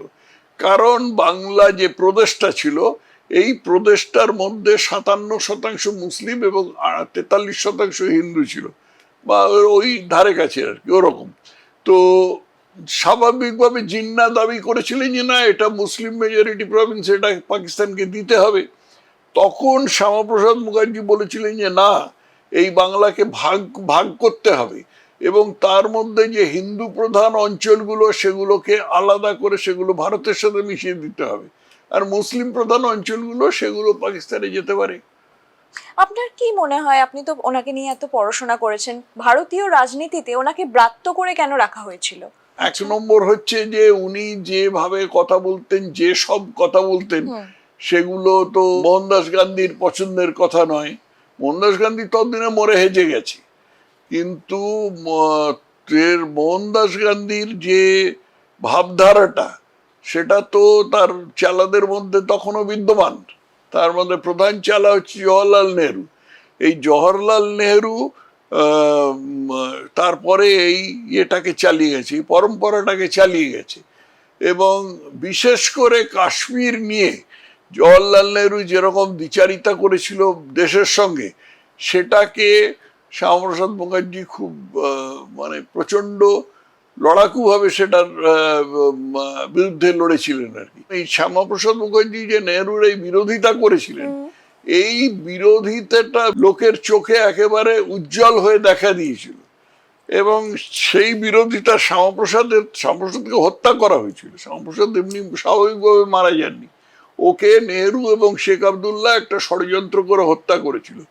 এবং সেই হত্যার পরে শ্যামাপ্রসাদের কথা যাতে কারোর মনে না থাকে সেটা নিশ্চিত করবার জন্য শ্যামাপ্রসাদের নাম এইভাবে ভুলিয়ে দেওয়ার চেষ্টা হয়েছিল। আচ্ছা, একটা দক্ষিণ কলকাতায় আপনি নিশ্চয়ই জানেন একটা রাস্তার নাম এসপি মুখার্জি রোড। তো এবার কি মনে হয় বিজেপি ক্ষমতায় আসার পর মানুষটাকেও লোকজন চিনবে? অবশ্যই চিনবে। আমি তো প্রাণপণে চেষ্টা করেছি। আমি তো শ্যামাপ্রসাদ মুখার্জি, আমি এটা আমার খুব গর্বের জায়গা যে আমি শ্যামাপ্রসাদ মুখার্জির বায়োগ্রাফি লিখেছি, তার জীবনী লিখেছি। এটা হচ্ছে ইংরেজিটা, আর এটা হচ্ছে দুটো ভাষাতেই লিখেছি, এটা হচ্ছে বাংলাটা। এই জীবনী লিখে মানুষের সাথে তাকে পরিচিত, মানুষের কাছে তাকে পরিচিত করবার চেষ্টা করেছি। তার কোন মতাদর্শটা আপনাকে সব থেকে বেশি উদ্বুদ্ধ করেছে? মতাদর্শ বলতে যে ধরনের হচ্ছিল, যে ধরনের ভণ্ডামি, মানে এই গান্ধীবাদী ভণ্ডামি ভারতে চলছিল। যদিও শ্যামাপ্রসাদ সরাসরি কখনো গান্ধীর বিরুদ্ধাচরণ করেননি, কিন্তু বস্তুত গান্ধী নাকি বলেছিলেন যে না, শ্যামাপ্রসাদকে মন্ত্রিত্ব একটা মন্ত্রিসভায় রাখলে ভালো হয়, কারণ নেহরুর বিপরীতে একটা কারুর থাকা উচিত। কিন্তু শ্যামাপ্রসাদ কখনো গান্ধীর বিরুদ্ধাচরণ করেননি। কিন্তু তারপরে নেহরুর সঙ্গে যে সংঘাত বেঁধেছিল, সেই সংঘাতটা খুব ছিল, খুব কঠিন আকার নিয়েছিল। বিশেষ করে 1950-এর যে হিন্দু হত্যা, এই 1950-এর হিন্দু হত্যার সময় যে নেহরু যেরকম বিচারিতা করেছিলেন এবং বাঙালি হিন্দুদের সঙ্গে যে ধরনের বিশ্বাসঘাতকতা করেছিলেন, সেইটার মুখোশ শ্যামাপ্রসাদ মুখার্জি খুলে দিয়েছিলেন।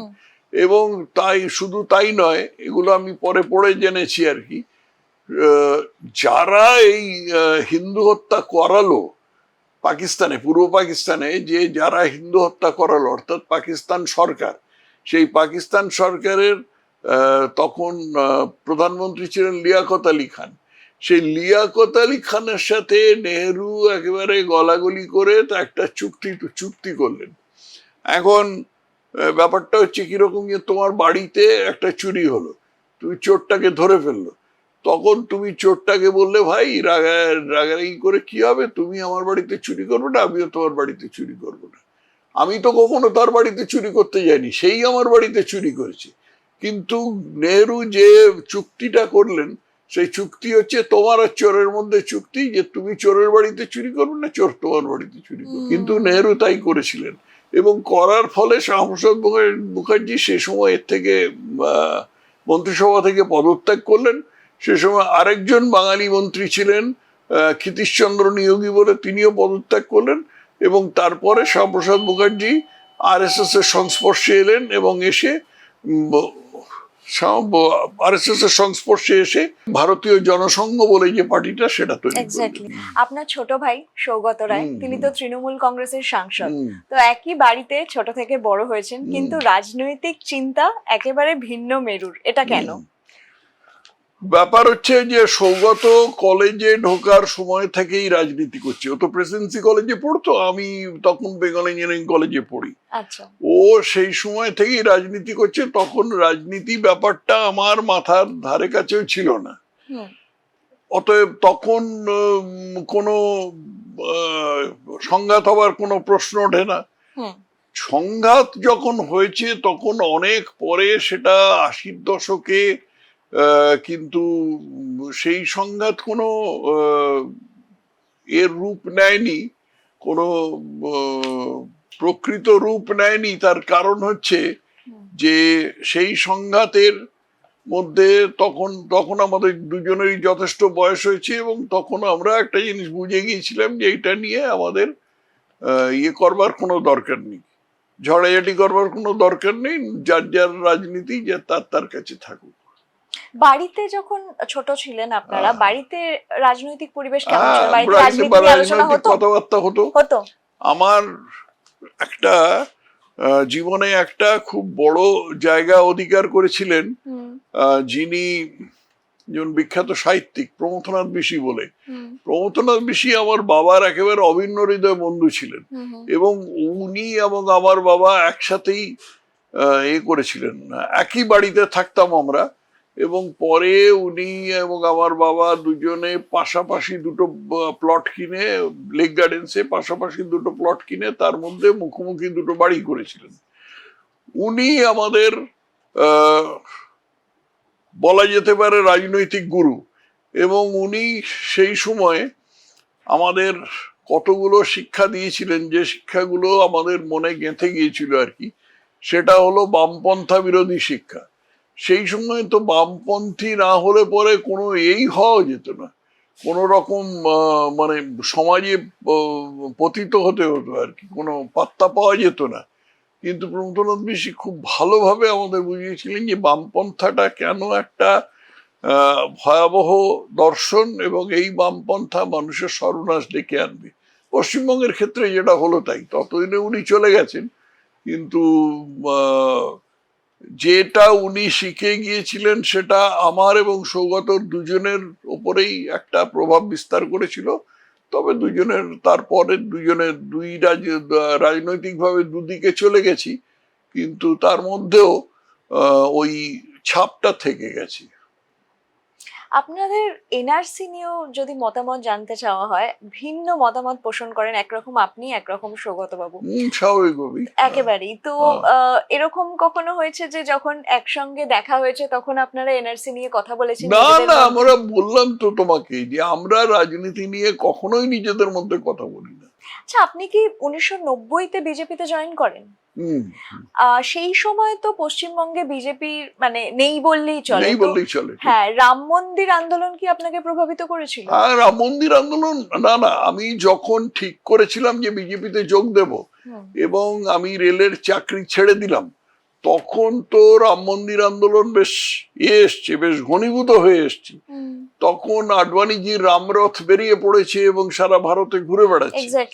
এবং যারা এই রাম মন্দির আন্দোলনের কথাটা চিন্তা করেছিলেন, তাদের নাম বেশিরভাগ লোকই জানেন না। হুম। তাদের মধ্যে একজন খুব একটা বিখ্যাত চিন্তানায়ক ছিলেন, বিখ্যাত মানে আমাদের কাছে বিখ্যাত চিন্তানায়ক ছিলেন মোরপন্থ পিংলে বলে। তার আচ্ছা। সাথে আমার পরে আলাপ হয়েছিল। তিনি রাষ্ট্রীয় স্বয়ংসেবক সংঘের মানুষ এবং তার মাথা থেকে এই ব্যাপারটা বেরিয়েছিল। অতএব রাম মন্দির আন্দোলন দেখে আমি প্রভাবিত হইনি। আমি বিজেপিতে যোগ দিয়েছি এবং রাম মন্দির আন্দোলনটা আমাকে আরো উৎসাহিত করেছে বলা যেতে পারে।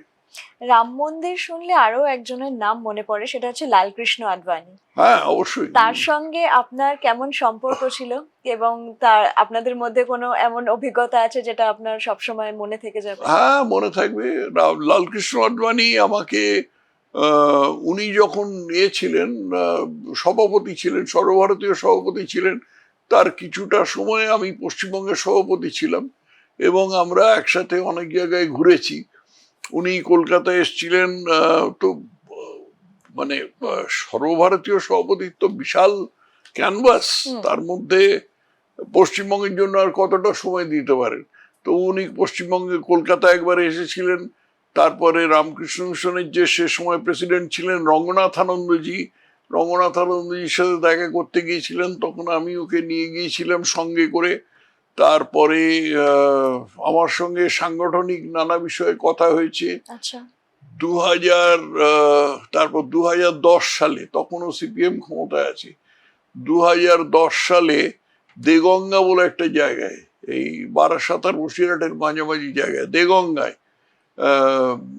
হাজি নুরুল ইসলাম বলে একটা লোক একটা দাঙ্গা লাগিয়েছিল এবং ওখানে প্রচুর মানে একটা কালী মন্দির একেবারে সেই মা কালীর মূর্তি ভেঙে একেবারে তছনছ করে দিয়েছিল। সেই সময় আমি ওখানে গিয়েছিলাম এবং গিয়ে ওখান থেকে আমি আডবাণীজিকে ফোন করেছিলাম।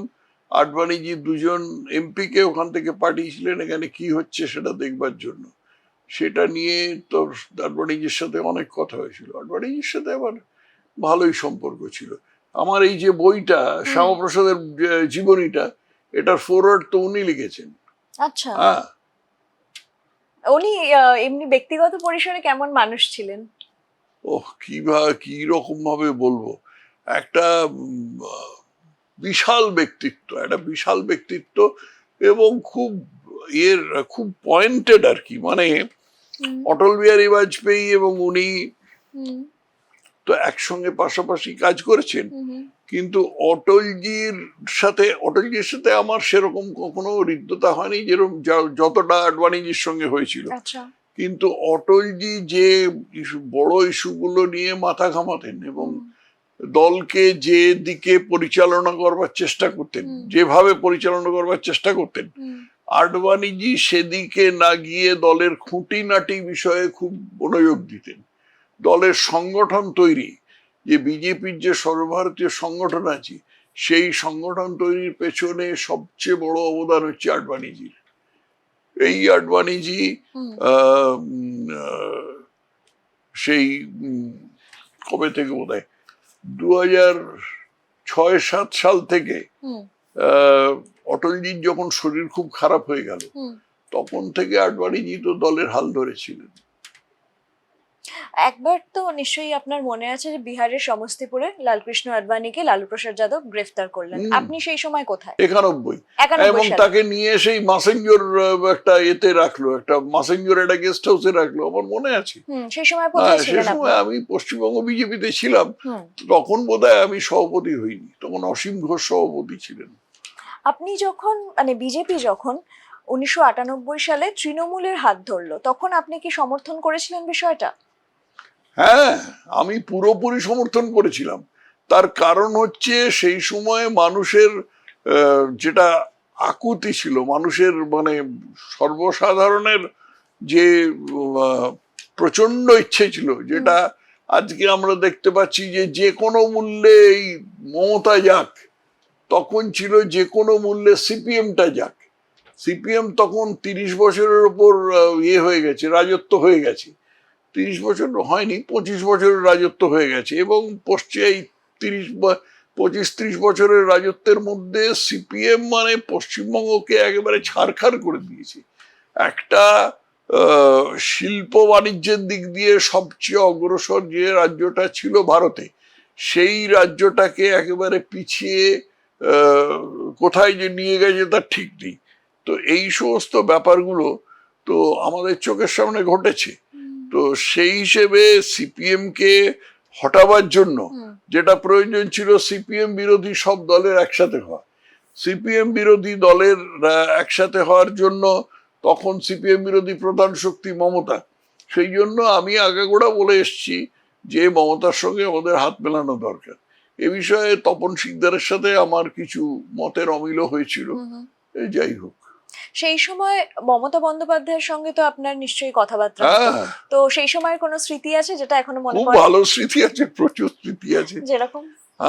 মমতা বন্দ্যোপাধ্যায়ের সাথে স্মৃতি, একবার আমার মনে আছে পোলবা বলে একটা জায়গায় যে হুগলিতে, সেখানে আমরা গিয়েছিলাম। হ্যাঁ, পোলবা পঞ্চায়েত ইলেকশন জন্য আমরা ইয়ে করছি, যুগ্মভাবে আমরা ওখানে কি বলে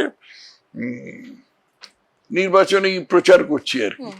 পোলবা থেকে ফিরবার পথে মমতা বন্দ্যোপাধ্যায় বললেন যে আপনি আমার গাড়িতে আসুন। তা আমি উঠলাম, উনি সামনে বসলেন, ছোট মারুতি গাড়ি, উনি সামনে বসলেন, আর পেছনে আমি আর ওর এক এমপি ছিল আকবর আলী খন্দকার বলে, মানুষটি ভালো, মারা গেছে, সে আকবর আলী খন্দকার, আর আমি পেছনে বসলাম। খানিকক্ষণ বাদে একটা জায়গায় একটা হোমগার্ড গাড়ি থামিয়ে দিল। তো মমতা তখন ইয়ে বললো, ড্রাইভারটা জিজ্ঞেস করলো কি হয়েছে, বললো অনিল বিশ্বাস আসছে। তো অনিল বিশ্বাসের জন্য তো গাড়ি থামাবার কথা না, কারণ অনিল বিশ্বাসের কোনো সরকারি পদ নেই। তো সে আসছে, আমি গাড়ি থামাবো কেন?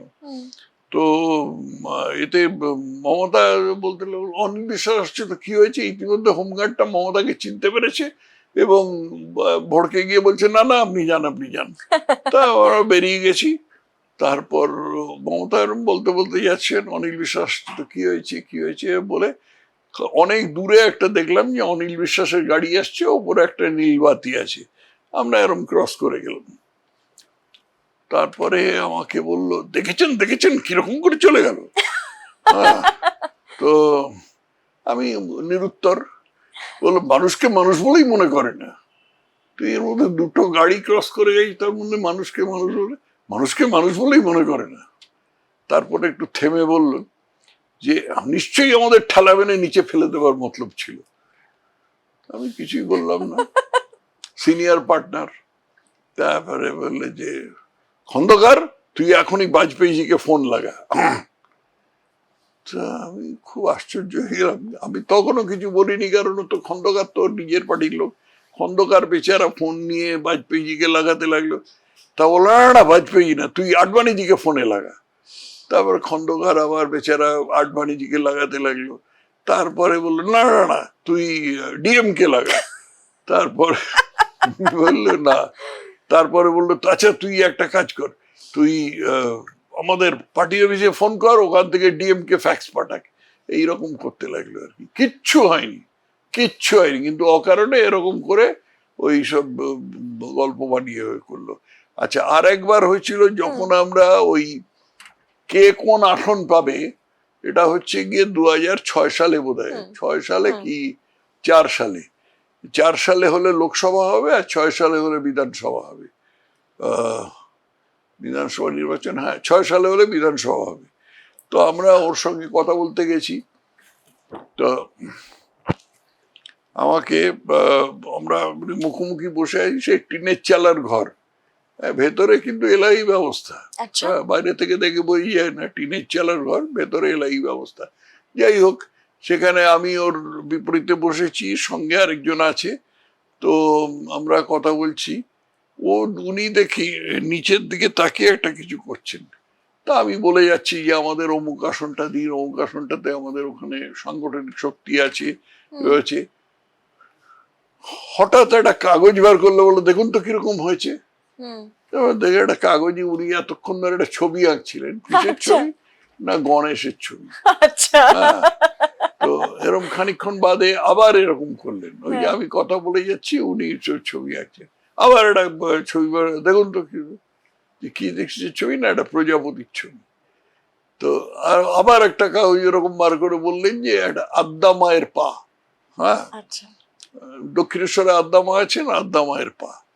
তো আমি তখন বুঝলাম যে এর মতলবটা কি। এর মতলবটা হচ্ছে যে তুমি যখন মনে করছো তুমি খুব গুরুত্বপূর্ণ কথা বলছো, কিন্তু আমি তোমাকে পাত্তাই দিচ্ছি না, সেই জন্য আমি এসব ছবি আঁকছি আর কি। আর এই ছবি দেখে তোমাকে বলছি, তো দেখো ছবি কিরকম হয়েছে, তুমি তো বলবেই ভালো হয়েছে, কিন্তু আমি তোমাকে পাত্তাই দিচ্ছি না, আমি যা সিট দেবার তো দিয়ে দেবো আর কি। তো আমি এসে তখন রাজনাথ সিং ছিলেন, আমাদের সর্বভারতীয় সভাপতি ছিলেন, রাজনাথ সিং এখানে ছিলেন। রাজনাথ সিংকে আমি বললাম যে এরকম হচ্ছে, এর সাথে কিন্তু আর জোট রেখে কোনো লাভ নেই। তো রাজনাথ সিং খুব ভদ্রলোক ছিলেন এবং নরম ধরনের লোক ছিলেন। রাজনাথ সিং কিছু শেষ হয়ে কিছু বললেন না। এরপরে একবার মনে আছে, সেটা 2006 সালে, 2006 সালে ওই রকম সিট বাঁটোয়ারার সময় আমরা চেয়েছিলাম কৃষ্ণনগর সিটটা। আচ্ছা। কৃষ্ণনগরে আমরা দাঁড় করাতে চেয়েছিলাম জলুদাকে, মানে জলুদার ভালো নাম কি, সত্যব্রত মুখার্জিকে। সত্যব্রত মুখার্জিকে দাঁড় করাতে চেয়েছিলাম, কারণ উনি কৃষ্ণনগরের লোক এবং ওখানে ওর খুব দান ধ্যান নানা রকম জিনিস ছিল। তো কিছুতেই দিল না, কিছুতেই দিল না। আমাদের কিছু মুসলিম মেজরিটি সিট দিয়ে দিল। রাজনাথ সিং নিজে মমতাকে ফোন করলেন, ফোন করে বললেন যে মমতা, मैं तुम्हारे बड़े भाई के नाते बोल रहा हूं, तुम ये एक सीट मुझे छोड़ दो। তাও দিল না, এত স্বার্থপর। এবং এই পরিচয়টা মমতার কিন্তু আগাগোড়া পেয়েছি। কতগুলো জিনিস, একটা হচ্ছে খ্যাপাটে। আচ্ছা, খ্যাপাটের মধ্যে কিন্তু ওর একটা আছে, মানে মেথড ইন ম্যাডনেস বলে একটা কথা আছে ইংরেজিতে, যে মেথড ইন ইজ ম্যাডনেস, সেই জিনিসটা আছে। আচ্ছা, দ্বিতীয় হচ্ছে যে মতলববাজ, তৃতীয় হচ্ছে ভয়ানক স্বার্থপর এবং পরশ্রী কাতর। এই কথাটা কিন্তু আমার বলার নয়, হ্যাঁ, এই কথাটার একটা ছোট্ট ইতিহাস আছে। একবার আমি একটা টিভি চ্যানেলের ইন্টারভিউতে গিয়েছিলাম, সেখানে যথারীতি আমি ফোনটাকে করে সাইলেন্ট করে কথা বলছি। তারপরে দেখছি যে আমার ফোনটা, আমি মমতার সম্বন্ধে বলছি যে তখন মমতার সাথে আমাদের বিচ্ছেদ হয়ে গেছে। তা আমি বলছি যে মমতার এরকম মানে অত্যন্ত স্বার্থপর, অন্য যে কোয়ালিশন পার্টনারদের কোনো জায়গা দেয় না ইত্যাদি আর কি, এবং সব রকম ভাবে দলের মধ্যে নিজের কর্তৃত্বটা বজায় রাখবার চেষ্টা করে। তখনও অভিষেক ফিল্ডে আসেনি। আচ্ছা। তো কর্তৃত্বটা, তখন আমি দেখছি যে এই আমার ফোনটা জ্বলছে নিচ্ছে, মানে ফোনের মধ্যে কল আসছে, হ্যাঁ। তো আমি করিনি, তারপর ধরিনি, ন্যাচারালি তখন তো ইন্টারভিউ চলছে। তারপর খানিকক্ষণ বাদে ব্রেক হলো। ব্রেকের সময় আমি দেখলাম, ফোনটা তুলে দেখলাম এটা একজন সাংবাদিক, আমার পরিচিত একজন সাংবাদিক, আনন্দবাজারের, তার নামটা বলছি না। তো সে বললো, ইয়ার আপনি আসল কথাটাই বলতে ভুলে গেলেন। বললাম, কি আসল কথা?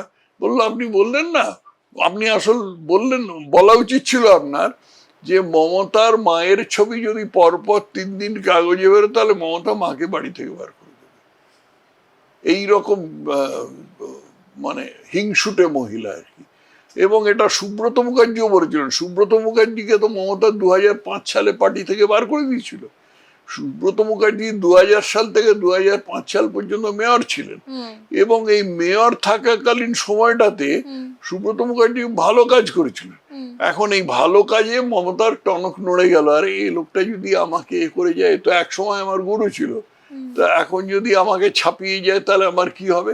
সেই জন্য নানা রকম তা করে সব ছুতোপুতো করে সুব্রত মুখার্জিকে পার্টি থেকে বার করে দিয়ে তখন সুব্রত মুখার্জি বলেছিল বেদের মেয়ে জ্যোৎস্না, তখন মনে আছে কি না, মমতাকে বলেছিল বেদের মেয়ে জ্যোৎস্না, আর বলেছিল যে এরকম পরশ্রী কাতর মেয়ে আমি কোনোদিন দেখিনি। আমি একটা সালের কথা উল্লেখ করব, সেই সালটা ডেফিনেটলি আপনার জীবনে খুব স্পেশাল, 1999।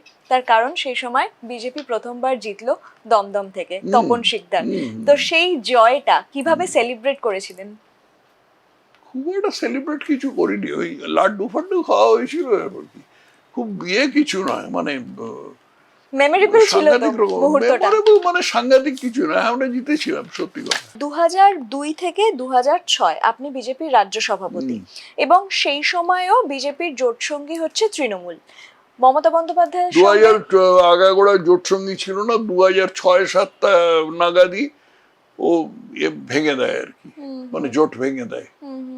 তো জোট ভেঙে দেওয়ার আগে বা পরে সেই সময় মমতা বন্দ্যোপাধ্যায়ের সঙ্গে কথা হয়েছিল ওই তো বললাম জোট নিয়ে? যে জোট নিয়ে ওই আসন বাঁটোয়ারা সম্বন্ধে কথা হয়েছিল, এবং তারপরেই জোটটা ভেঙে যায়। না সেই সময় জোট ভাঙেনি। মমতা বন্দ্যোপাধ্যায় যে জোট ভেঙে দিল তার কারণ হচ্ছে মমতা বন্দ্যোপাধ্যায় বুঝিয়েছিল যে জোট রেখে ওর কোনো লাভ নেই, ওর যা পাওয়া হয়ে গেছে বিজেপির কাছ থেকে, কেন্দ্রীয় দলের কেন্দ্রীয় একটা মন্ত্রিত্ব ছেড়ে বেরিয়ে এসেছিলেন তিনি। মন্ত্রিত্ব ছেড়ে বেরিয়ে এসেছিল, সেটা অন্য জিনিস, সেটা 2001 সালে হয়েছিল। একটা কেন্দ্রে ক্ষমতাশালী একটা দলের সমর্থন নিয়ে ও যা করবার করেছে, এখন আর বিজেপির কোনো দরকার নেই বলে জোট ভেঙে দিল। তো মমতা বন্দ্যোপাধ্যায় যখন সরকারের মন্ত্রিত্ব ছেড়ে বেরিয়ে এসেছিলেন, তারপরেও আপনারা জোট রাখলেন কেন? সরকারে মন্ত্রিত্ব ছেড়ে বেরো, তারপরে তো আমরা জোট রাখিনি। ও তো অটল বিহারী বাজপেয়ীর এসে পায়ে ধরলো। ও 2000 সালে 2001 সালে যখন ওই একটা স্টিং অপারেশনের ফলে বঙ্গারু লক্ষ্মণকে কিছু একটা টাকা নিতে দেখা যায়। বঙ্গারু লক্ষ্মণ তখন বিজেপির সর্বভারতীয় সভাপতি ছিল। বঙ্গারু লক্ষ্মণকে কিছু টাকা নিতে দেখা যায় এর একজন ব্যবসায়ীর কাছ থেকে। সেই ব্যবসায়ী তো নয়, সে আসলে স্টিং অপারেশনে যেরকম করে সেই ছবি তুলে ব্যবস্থা করেছিল। এই ব্যাপারটাতে তারপরে বঙ্গারু লক্ষ্মণ তো পদত্যাগ করে দিল, আডবাণীজি আবার হলেন সভাপতি হলেন। এই ব্যাপারটাতে মমতার কোনো কিছু করবার ছিল না, কিন্তু মমতা সেই সময় করলো কি, ও নিজে কত সৎ, কত মারাত্মক সৎ সেটা বোঝাবার জন্য ও গিয়েছিল, পদত্যাগ, মন্ত্রিসভা থেকে পদত্যাগ করলো এবং জোট থেকেও পদত্যাগ করলো, এবং মানে জোটও ভেঙে দিল।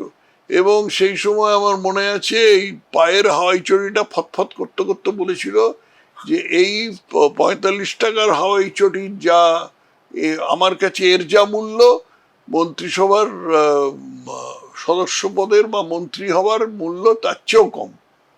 মানে আমি হাওয়াই চটিটাকে মন্ত্রী হবার ব্যাপারে চাইতে, সেই সময় সব নানা রকম উঠে গিয়েছিল, হরিশমোহন রোডে হোর্ডিং উঠেছিল, সততার প্রতিমূর্তি, সেটা তারপর রাতের অন্ধকারে ওর চালারাই সেগুলো সরিয়ে দিয়েছে আর কি। তারপরে ছেড়ে দিতে তখন মমতা কংগ্রেসের সাথে যোগ দিল, এনডিএ ছেড়ে দিয়ে ইউপিএর সাথে যোগ দিল। কিন্তু তুমি শুনলে আশ্চর্য হয়ে যাবে, অনেকে জানে কিনা জানি না, সেই সময় কিন্তু সিপিএম এর প্রচুর অফিসে, ব্রাঞ্চ অফিস, লোকাল কমিটির অফিসে সব কর্মীদের ওরা মাংস ভাত খাইয়েছিল এবং বলেছিল আমরা জিতে গেছি। মমতা এই যে ভুলটা করলো, আমরা জিতে গেছি। 2001 সালে মমতার মানে সিপিএম জিতবে কিনা এটা সম্বন্ধে সন্দেহ ছিল, কিন্তু বলে দিল আমরা জিতে গেছি, এবং জিতে গেল। তো তখন মমতা একটা স্লোগান করেছিল, সেটা হচ্ছে হয় এবার নয় নেভার, হয় এবার নয় নেভার। তারপরে যখন সিপিএম জিতে গেল, মমতার তো মুখে চুনকালি পড়লো। তখন আমার মনে আছে শ্যামবাজারের মোড়ে, এটা আমার নিজের চোখে দেখা, শ্যামবাজারের মোড়ে একটা অ্যাম্বাসেডর গাড়ি একেবারে সেকেন্ড গিয়ারে খুব আস্তে আস্তে যাচ্ছে, সামনে একটা লাল শালু লাগানো, আর তাতে শুধু লেখা নেভার। বুঝতে পারছো? শুধু লেখা নেভার, মানে তুমি কোনোদিনই আর ক্ষমতায় আসতে পারবে না। এইরকম সব কাণ্ড করেছিল মমতা। যখন আপনি একটু আগে বলছিলেন যে অটল বিহারী বাজপেয়ীর কথা, তো তিনি তো রাজনীতিতে স্টলওয়ার্ড যাকে বলা হয়, তো তার সঙ্গে আপনার যখন সাক্ষাৎ হয়েছিল, তাকে আপনি কেমন মানুষ হিসেবে দেখেছিলেন? অটল বিহারী বাজপেয়ীর সাথে আমার খুব কমই সাক্ষাৎ হয়েছে। আচ্ছা, একটা কথা আমি আগে যেটা বলছিলাম সেটা পুরো করে নিই, যে মমতা তো ছেড়ে গিয়ে হেরে গেল, সিপিএম জিতে গেল, তারপরে মমতা আবার গিয়ে অটল বিহারী বাজপেয়ীর পায়ে ধরলো, হ্যাঁ এটা বলছিলেন আপনি। হ্যাঁ আমায় মন্ত্রিসভায় ফেরত নিয়ে নিন। তো অটল বিহারী বাজপেয়ী প্রকাশ্যে কিছু বলেননি, আড়ালে নিশ্চয়ই বলেছেন কি মামার বাড়ি পেয়েছো। তো যাই হোক, তো উনি প্রথমে কিছুই করলেন না, তারপরে কিছুদিন বাদে ওকে মন্ত্রিসভায় নিলেন, কিন্তু দপ্তরবিহীন মন্ত্রী করে দিলেন, কোনো দপ্তর দিলেন না। তারও বেশ কিছুদিন পরে 2004 সালে নির্বাচনের অল্প দিন আগে বা 2003 সালের শেষের দিকেও হতে পারে, কয়লা মন্ত্রী করে দিলেন। কয়লা মন্ত্রী করে দিয়ে তারপর কিছুদিন বাদে তো এনডিএ হেরে গেল 2004 সালের নির্বাচনে, মমতারও মন্ত্রিত্বের ইতি হয়ে গেল। আপনি রাজ্য সভাপতি হিসাবে কোনো পরামর্শ দিয়েছিলেন কাকে? অটল বিহারী বাজপেয়ীকে? না, রাজ্য সভাপতি হিসেবে আমি একমাত্র যেটা করেছিলাম অটল বিহারী বাজপেয়ীকে, সেটা হলো যে একবার আমরা সবাই মিলে ওর সাথে দেখা করতে গিয়েছিলাম এবং আমরা বলেছিলাম যে বাংলাদেশে যে হিন্দুদের ওপর অত্যাচার হচ্ছে এটা সম্বন্ধে কিছু করুন। তো কে তখন এটা হচ্ছে গিয়ে কবেকার কথা, এটা হচ্ছে 2001 সালের কথা। কারণ তখন শেখ হাসিনা গদিচ্যুত হয়েছেন এবং তার জায়গায় সেই খালেদা জিয়া বসেছে, এবং খালেদা জিয়া এসেই প্রচন্ড হিন্দু খুন করতে আরম্ভ করে দিয়েছে। তো সেই সময়ে আমরা গিয়ে বলেছিলাম যে এতে বাংলাদেশে আবার হিন্দু খুন হচ্ছে, আপনি একটা কিছু করুন। তো উনি আমাদের জিজ্ঞেস করলেন যে কিতনা ব্যাপক হ্যায়, ব্যাপারটা কত ছড়িয়ে গেছে আর কি। তা আমি বললাম যে व्यापक मतलब कोई पॉकेट्स है, लेकिन जो भय का वातावरण जो है वो सारे बांग्लादेश में छाया हुआ है, এইটুকু কথা হয়েছিল। আর একবার তো ওই রবীন্দ্রনাথের নোবেল পুরস্কারের মেডেল যখন চুরি গেল শান্তিনিকেতন থেকে, তখন উনি এসেছিলেন, এসে শান্তিনিকেতন এলেন, আমিও গিয়েছিলাম, ওখানে কথাবার্তা হলো। তখন গলা বুঝে এসছে, প্রায় গলা মানে কথা বোঝে যাচ্ছে না। তো আমাকে জিজ্ঞেস করলেন ক্যা তথাগত জি কেসা লাগ রা হ্যায়, তখন তো সামনে নির্বাচন, কেসা লাগ রা হ্যায়। তা আমি বললাম ওকে সামান্য খুব ইয়েতে সংক্ষেপে পরিস্থিতিটা কি। তারপরে 2004 সালে তো নির্বাচনে আমরা হেরে গেলাম। হেরে যাওয়ার পরে 2006-7 সাল নাগাদ ওর এমন অবস্থা হলো যে ওর কথা কিছু বোঝা যেত না। বিজেপির রাজ্য সভাপতি প্রসঙ্গে একটু বলবো। অনেকে মনে করছেন, অনেকে বলছেন যে শ্রমিক ভট্টাচার্য হচ্ছে বিজেপির শ্রেষ্ঠ রাজ্য সভাপতি। সেটা কি শুধুমাত্র ভোট ফ্যাক্টরের জন্য? আপনার কি মনে হয়? না না, ভোট ফ্যাক্টর একটা বিষয় তো বটেই। শ্রমিক অত্যন্ত সফল সভাপতি, অত্যন্ত সফল সভাপতি, এবং তার মূল কারণ হচ্ছে যে শ্রমিকের স্বভাবের মধ্যে একটা কিছু আছে যেটাতে মানে লোকে স্বাভাবিকভাবে ওর দিকে আকৃষ্ট হয় এবং ও অনেককে নিয়ে চলতে পারে। এটা একটা রাজ্য সভাপতির পক্ষে একটা খুব বড় একটা গুণ। আর শ্রমিকের আরেকটা ব্যাপার হচ্ছে কি, 1982 সাল থেকে, মানে যখন ও অপ্রাপ্তবয়স্ক তখন থেকে ও পার্টি করছে। তার ফলে ও পার্টির লোকেদের একেবারে আদ্যপান্ত চেনে। মানে পুরনো লোকেদের তো চেনেই, নতুন লোকেদেরও সব আদ্যপান্ত চেনে। আমার এইটা নিয়ে একটা খুব সমস্যা ছিল যে 4 বছর আমি সভাপতি ছিলাম, সে 4 বছরে যেহেতু আমি সাংগঠনিক রাজনীতি করিনি, আমাকে হঠাৎ সভাপতি বানিয়ে দেওয়া হয়েছিল, সেই জন্য এটা নিয়ে আমার খুব সমস্যা ছিল। কিন্তু শ্রমিক বলে দিত যে অমুক জায়গায় খাকুড়দা বা তমুক জায়গায় 12 ভিসা অমুক একটা কার্যকর্তা আছে, তার সাথে আপনি গেলে কথা বলবেন, কোথায় খাকুড়দা, কোথায় 12 ভিসা, কোথায় অযোধ্যা পাহাড়, সমস্ত খবর একদম রুটটা জানতো। সেটা একটা খুব বড় গুণ। স্বভাবটা, কথাবার্তা খুব নম্র, মেজাজ কোনো হারায় না, এটা একটা খুব বড় গুণ। তারপরে বিজেপির আদর্শে ওর যে ইয়েটা আছে, ওর যে ডেডিকেশন আছে, যে আদর্শের উপর যে শ্রদ্ধা আছে, সেটা একটা বড় গুণ। এইসব কারণে শ্রমিক মানে অত্যন্ত সফল সভাপতি। এখন সবচেয়ে সফল কিনা সেটা বলা একটু কঠিন, কারণ একজন সভাপতি ছিলেন হরিপদ ভারতী বলে তাকে আমি দেখিনি, তিনি অসাধারণ বক্তা ছিলেন এবং বক্তৃতার জোরে তিনি প্রচুর লোকজনকে টেনে আনতে পারতেন।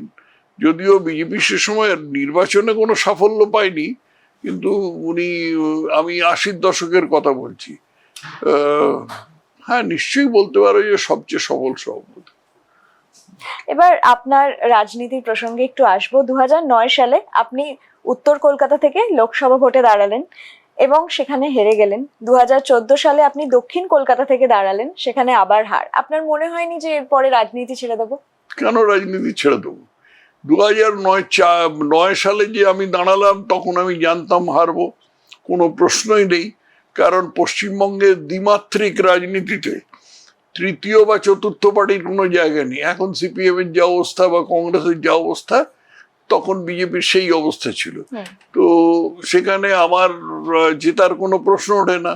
দ্বিতীয় কথা হচ্ছে 2014 সালে আমি যখন এতে দাঁড়ালাম, এখানে দক্ষিণ কলকাতায় দাঁড়ালাম, তখন আমার একটা খুব সামান্য সম্ভাবনা ছিল, কিন্তু সেটা নানা রকম কারণে সেটা কোনো কাজ হয়নি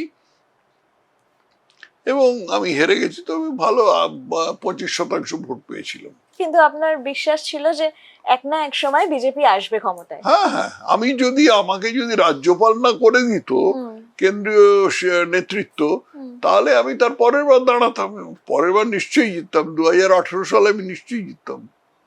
2015-তেই তো আপনি রাজ্যপাল হলেন এবং প্রথম ডেস্টিনেশন ত্রিপুরা। তো সেই অভিজ্ঞতা কেমন ছিল? ত্রিপুরা অভিজ্ঞতা ভালোই ছিল। ত্রিপুরাতে লোকে যেটা আশঙ্কা করেছিল যে আমি একজন নীতিগতভাবে কমিউনিস্ট বিরোধী লোক এবং ত্রিপুরায় তখন কমিউনিস্ট সরকার আছে, কিন্তু তা সত্ত্বেও আমার এর সঙ্গে মানিক সরকারের সঙ্গে কোনো হয়নি, কোনো মতদ্বৈধ সিরিয়াস কিছু হয়নি এবং কোনো বড় রকম গোলমালও হয়নি। সেটা হয়েছিল শিলংয়ে। মেঘালয়ে গিয়ে আমার সরকার, ওই যে সরকার ছিল এবং তার যে ছিল সভাপতি, মানে মুখ্যমন্ত্রী কনরাড সাংমা, তার সাথে আমার খুব সিরিয়াস মতের অমিল হয়েছিল। আচ্ছা, মানিক সরকারের সঙ্গে আপনার কাজ করার অভিজ্ঞতা কেমন ছিল? হ্যাঁ ঠিক, মানিক সরকার নিজের কাজ করতো, আমি আমার কাজ করতাম। আমার কখনো সংঘাত বাঁধেনি। একাধটা ছোটখাটো মতবিরোধ হয়নি আর কি। একাধটা ছোটখাটো ব্যাপার হয়েছিল, সেটা মানিক সরকার বুদ্ধিমান লোক, সেটা করেছে, এটা মেনে নিয়েছে আর কি। সেই ত্রিপুরায় থাকাকালীন আপনার যে অভিজ্ঞতাগুলো হয়েছিল সেগুলো যদি একটু শেয়ার করেন, মনে রাখার মতো কিছু। ত্রিপুরায় থাকাকালীন অভিজ্ঞতা বলতে, ত্রিপুরায় থাকাকালীন বড় রকম কিছু ঘটেনি। ত্রিপুরায় প্রচুর ভালো ভালো লোকের সঙ্গে আলাপ হয়েছিল। আগরতলা জায়গাটা এমন যে সেখানে প্রচুর সংস্কৃতিবান লোক ছিলেন। যেমন একজন গায়িকা ছিলেন তিথি দেব বর্মন বলে, আমি মনে করি সে উনি বাঙালি না, উনি ওই ত্রিপুরার উপজাতীয়, কিন্তু আমি মনে করি, আমি খুব রবীন্দ্রসঙ্গীত শুনতে ভালোবাসি। রবীন্দ্রসঙ্গীত শিল্পীদের মধ্যে উনি খুব একটা বড় জায়গা পেতেন যদি উনি কলকাতায় থাকতেন। আগরতলার থেকে সেরকম কিছু পাওয়া মুশকিল। তারপরে আরো কিছু ছিলেন, অরুণোদয় সাহা বলে এক ভদ্রলোক ছিলেন, যিনি আগে ত্রিপুরা বিশ্ববিদ্যালয়ের ভাইস চ্যান্সেলর ছিলেন। তারপর একজন ডাক্তার ছিলেন, মণিপুরি ডাক্তার। সে ডাক্তারের সঙ্গে, উনি খুব ভালো বই লিখতেন, সে ডাক্তারের সঙ্গে আমার প্রায় অশোক সিনহা যতদূর মনে পড়ে আমার নাম, সে ডাক্তারের সঙ্গে আলাপ সালাপ হয়েছিল। একটা খুব ত্রিপুরা একটা উল্লেখযোগ্য ব্যাপার যে আমি ত্রিপুরায় থাকাকালীন রামকৃষ্ণ মিশনের দীক্ষা নিয়েছিলাম। আচ্ছা, রামকৃষ্ণ মিশনের দীক্ষা আমি আর আমার স্ত্রী যখন ঠিক করলাম যে আমরা দীক্ষা নেব, তখন কিন্তু আমি যখন ওদের আশ্রমে গিয়ে জিজ্ঞেস করলাম, তখন হিতকমানন্দজি বলে যিনি ছিলেন, দীক্ষা নয়, তিনি আশ্রমের সেক্রেটারি ছিলেন, হিতকমানন্দজি বললেন যে দীক্ষা দিতে পারেন শুধু ভাইস প্রেসিডেন্টরা। ভাইস প্রেসিডেন্ট প্রভানন্দজি আসছেন, কিন্তু উনি দীক্ষা দিতে পারবেন কিনা আমার সন্দেহ আছে, কারণ ওর শিডিউল একদম ভর্তি আছে আর কি, মানে তার মধ্যে আপনাদের দীক্ষা দেওয়ার মতন জায়গা নেই। আর আপনাদের দীক্ষা দিতে হলে তো একটু স্পেশালি একটা কিছু করতে হবে, সেটা দেওয়ার মতন জায়গা নেই। তো যাই হোক, উনি এলেন, আসবার পরে আমরা আমি গিয়ে বললাম যে প্রভানন্দজিকে আমরা দীক্ষা নিতে চাই। বললো না, এবার হবে না, আপনাকে বেলুড় মঠে আসতে হবে। ঠিক আছে, বেলুড় মঠে আসতে হবে। মানে এক কপাল এমন যে তার পরের দিন সিপিএম বন্ধ রেখে দিল। সিপিএম এর তো বন্ধ মাঝে মাঝে না ডাকলে ভাত হজম হতো না, পশ্চিমবঙ্গে আমরা দেখেছি, ওখানেও সেই জন্য সিপিএম বন্ধ রেখে দিল। এবং বন্ধ রেখে দেওয়ার পরে তারপরেতে পুরো আগরতলা শুনশান, স্তব্ধ। তার মধ্যে আমি রাজভবনের গাড়ি নিয়ে আমি আর আমার স্ত্রী এসে বিবেকনগরের আশ্রমে গিয়ে ওর কাছ থেকে দীক্ষা নিলাম। এটা একটা এই জিনিস, এটা মনে করার মতো জিনিস। আর একটা হচ্ছে যে আগরতলায় যখন প্রথম ব্রডগেজ ট্রেন এলো, সেই সময় তার ইয়ের জন্য আমি গিয়েছিলাম, তার সেটার ইনগরেশনের জন্য আমি গিয়েছিলাম আর কি। সেখানে মানিক সরকার ছিলেন। মানিক সরকার সেখানে গিয়ে বলতে লাগলেন যে না, এই ট্রেন কি করে হয়েছে, আমরা আন্দোলন করেছি বলে হয়েছে। আমাদের দেশের লোকেরা, ত্রিপুরার বেশিরভাগ লোকই আমাদের দেশের লোক, তারা ওকার বলতে পারে না। হ্যাঁ, আন্দোলনকে আন্দোলন বলে। তুমি যদি তাদের বলো দুটো ফুটো, তারা বলবে দুটো ফুটু। হ্যাঁ হ্যাঁ, এটা আমাদের দেশের ভাষা এরকম থাকে আর কি, দুটো ফুটোকে দুটো ফুটু বলে। এতে মানিক সরকার ক্রমাগত বলে গেছেন আমরা আন্দোলন করেছি বলে। তারপরে আমি গভর্নর, অতএব আমার শেষের এলো, সময় এলো যে মানে আমি শেষ বক্তা। তা আমি বললাম যত খুশি আন্দোলন করুক না কেন, একদম 1 ইঞ্চিও রেল লাইন কখনো তৈরি হবে না যদি না রাজনৈতিক ইচ্ছে থাকে, পলিটিক্যাল উইল থাকে। এই পলিটিক্যাল উইলটা ছিল কেন্দ্রীয় সরকারের তরফে, সেই জন্য এটা তৈরি হয়েছে। আপনি আন্দোলন করেছেন, খুব ভালো কথা। ত্রিপুরার পর তো আপনি মেঘালয়ের রাজ্যপাল হন, সেখানকার কোনো স্মরণীয় মুহূর্ত আছে? মেঘালয়ে খুব ঝামেলা হয়েছিল। মেঘালয়ে ঝামেলা হয়েছিল মানে মেঘালয়ে ওরা কনরাড সাংমা লোকটির সাথে আমার বনেনি ঠিক, এমনি কথাবার্তা খুব ছিল, ভালো সম্পর্ক ছিল ইত্যাদি, কিন্তু ওর সঙ্গে আমার বনেনি। তার কারণ হচ্ছে যে উনি একটা উপজাতীয় কতগুলো গ্রুপ ছিল, সেই গ্রুপগুলোকে খুব বেশি পাত্তা দিতেন। এবং এই গ্রুপগুলো বদমাইশ, এরা কখনো নির্বাচনে দাঁড়াতো না, কিন্তু এদের প্রধান উদ্দেশ্য ছিল এইখানে বাঙালিদের সাথে গোলমাল পাতিয়ে। আগরতলায়, শিলংয়ে একটা বড় সংখ্যক বাঙালি একসময় ছিল, এখন কমে গেছে, তাহলেও বেশ কিছু আছে। বাঙালিদের সাথে গোলমাল পাকিয়ে ওদের একটা প্রেশার তৈরি করে, নিজেদের বলতোই প্রেশার গ্রুপ বলে। তার মধ্যে হ্যাঁ, খাসি স্টুডেন্টস ইউনিয়ন ছিল, তারপরে FKGJP ছিল, মানে federation of Khasi Jaintian, Garo peoples, এসব ছিল, কমসো বলে একটা ছিল, এরা সব ছিল আর কি। আমি একে বলেছিলাম বারবার কনরাড সাংমাকে এদের পাত্তা দেবেন না, কিন্তু কনরাড সাংমা তাদের পাত্তা দিলেন, এবং দেওয়ার ফলে তারা নানা রকম অন্যায় করতে লাগলো। একটা আইন পাশ করালো ওদের ত্রিপুরা বিধানসভায় যে ত্রিপুরায় যদি কোনো পর্যটক আসে বা কেউ বাড়ি ভাড়া নিতে আসে, কোনো কাজে আসে, ত্রিপুরা বলছি, মেঘালয়ে যদি কেউ আসে, তাহলে তাকে থানায় সঙ্গে সঙ্গে নাম লেখাতে হবে। তো বলে আমি কেন এসব আইন করছেন, আমার ব্যাপারটার মধ্যে কোনো পর্যটন তো ক্ষতিগ্রস্ত হবে, তাতে পর্যটন ক্ষতিগ্রস্ত হবে। এবং আমাকে পর্যটনে যারা মেঘালয়ে পর্যটন ব্যাপারটা একটা খুব বড় অর্থকরী জিনিস, তো সেখানে যারা পর্যটন শিল্পের সঙ্গে সম্পর্কিত তারা অনেকে বলেছিল যে এই আইনটা করলে পরে খুব ঝামেলা হবে আমাদের, কিন্তু কে কার কথা শোনে, উনি ওই প্রেশার গ্রুপের কথা শুনে আইন করে দিলেন। তো আইন করে দিয়ে তারপরে আমি বললাম এই আইনটা কেন করেছেন, আপনার আইন করার অধিকার আছে, আমার তো নেই, কিন্তু আমার রাজ্যপাল সই না করলে ওটা আইনে পরিণত হবে না, এবং আমাকে একটু দেখে সই করতে হবে। তারপর আমি সংবিধান পড়ে দেখলাম যে ওর এরকম আইন করার অধিকারই নেই, মানে কোনো রাজ্যের অধিকার নেই, এই অধিকার একমাত্র কেন্দ্রের আছে। সেটা ওকে বলে দিলাম, বলে দিতে ও খুব রেগে খাই, মনঃক্ষুণ্ণ হয়েছেন। মনক্ষুণ্ণ হয়েছিলেন। তারপরেতে ওখানে একটা রাজভবন ঘেরাও করিয়ে দিলেন। উনি যে প্রকাশ্যে করেছেন তা নয়, ওই প্রেসার গ্রুপটাই এসে ঘেরাও করেছিল, কিন্তু সেই ঘেরাও নিয়ে খুব গন্ডগোল হয়েছিল আর কি। তারপরে যখন আমি শিলং ছেড়ে চলে আসি, 5 বছর অতিক্রান্ত করার পরে আমি যখন শিলং ছেড়ে চলে আসি, তখন কিন্তু উনি বা কোনো মন্ত্রী আমাকে বিদায় জানাতে আসেনি। আচ্ছা, তো ঠিক আছে, এই হচ্ছে। কিন্তু আমি আমার আপনার জায়গা খারাপ ছাড়ি। লাগেনি? খারাপ তো লাগবেই, এতদিন বাদে চলে আসছি আমি, কিন্তু আম, কেউ একটা বিদায় জানাতে এলো না। পরে আমাকে ফোন করেছিল, তখন আমি বহুদূর চলে গেছি। হ্যাঁ, খুব ভালো কথা।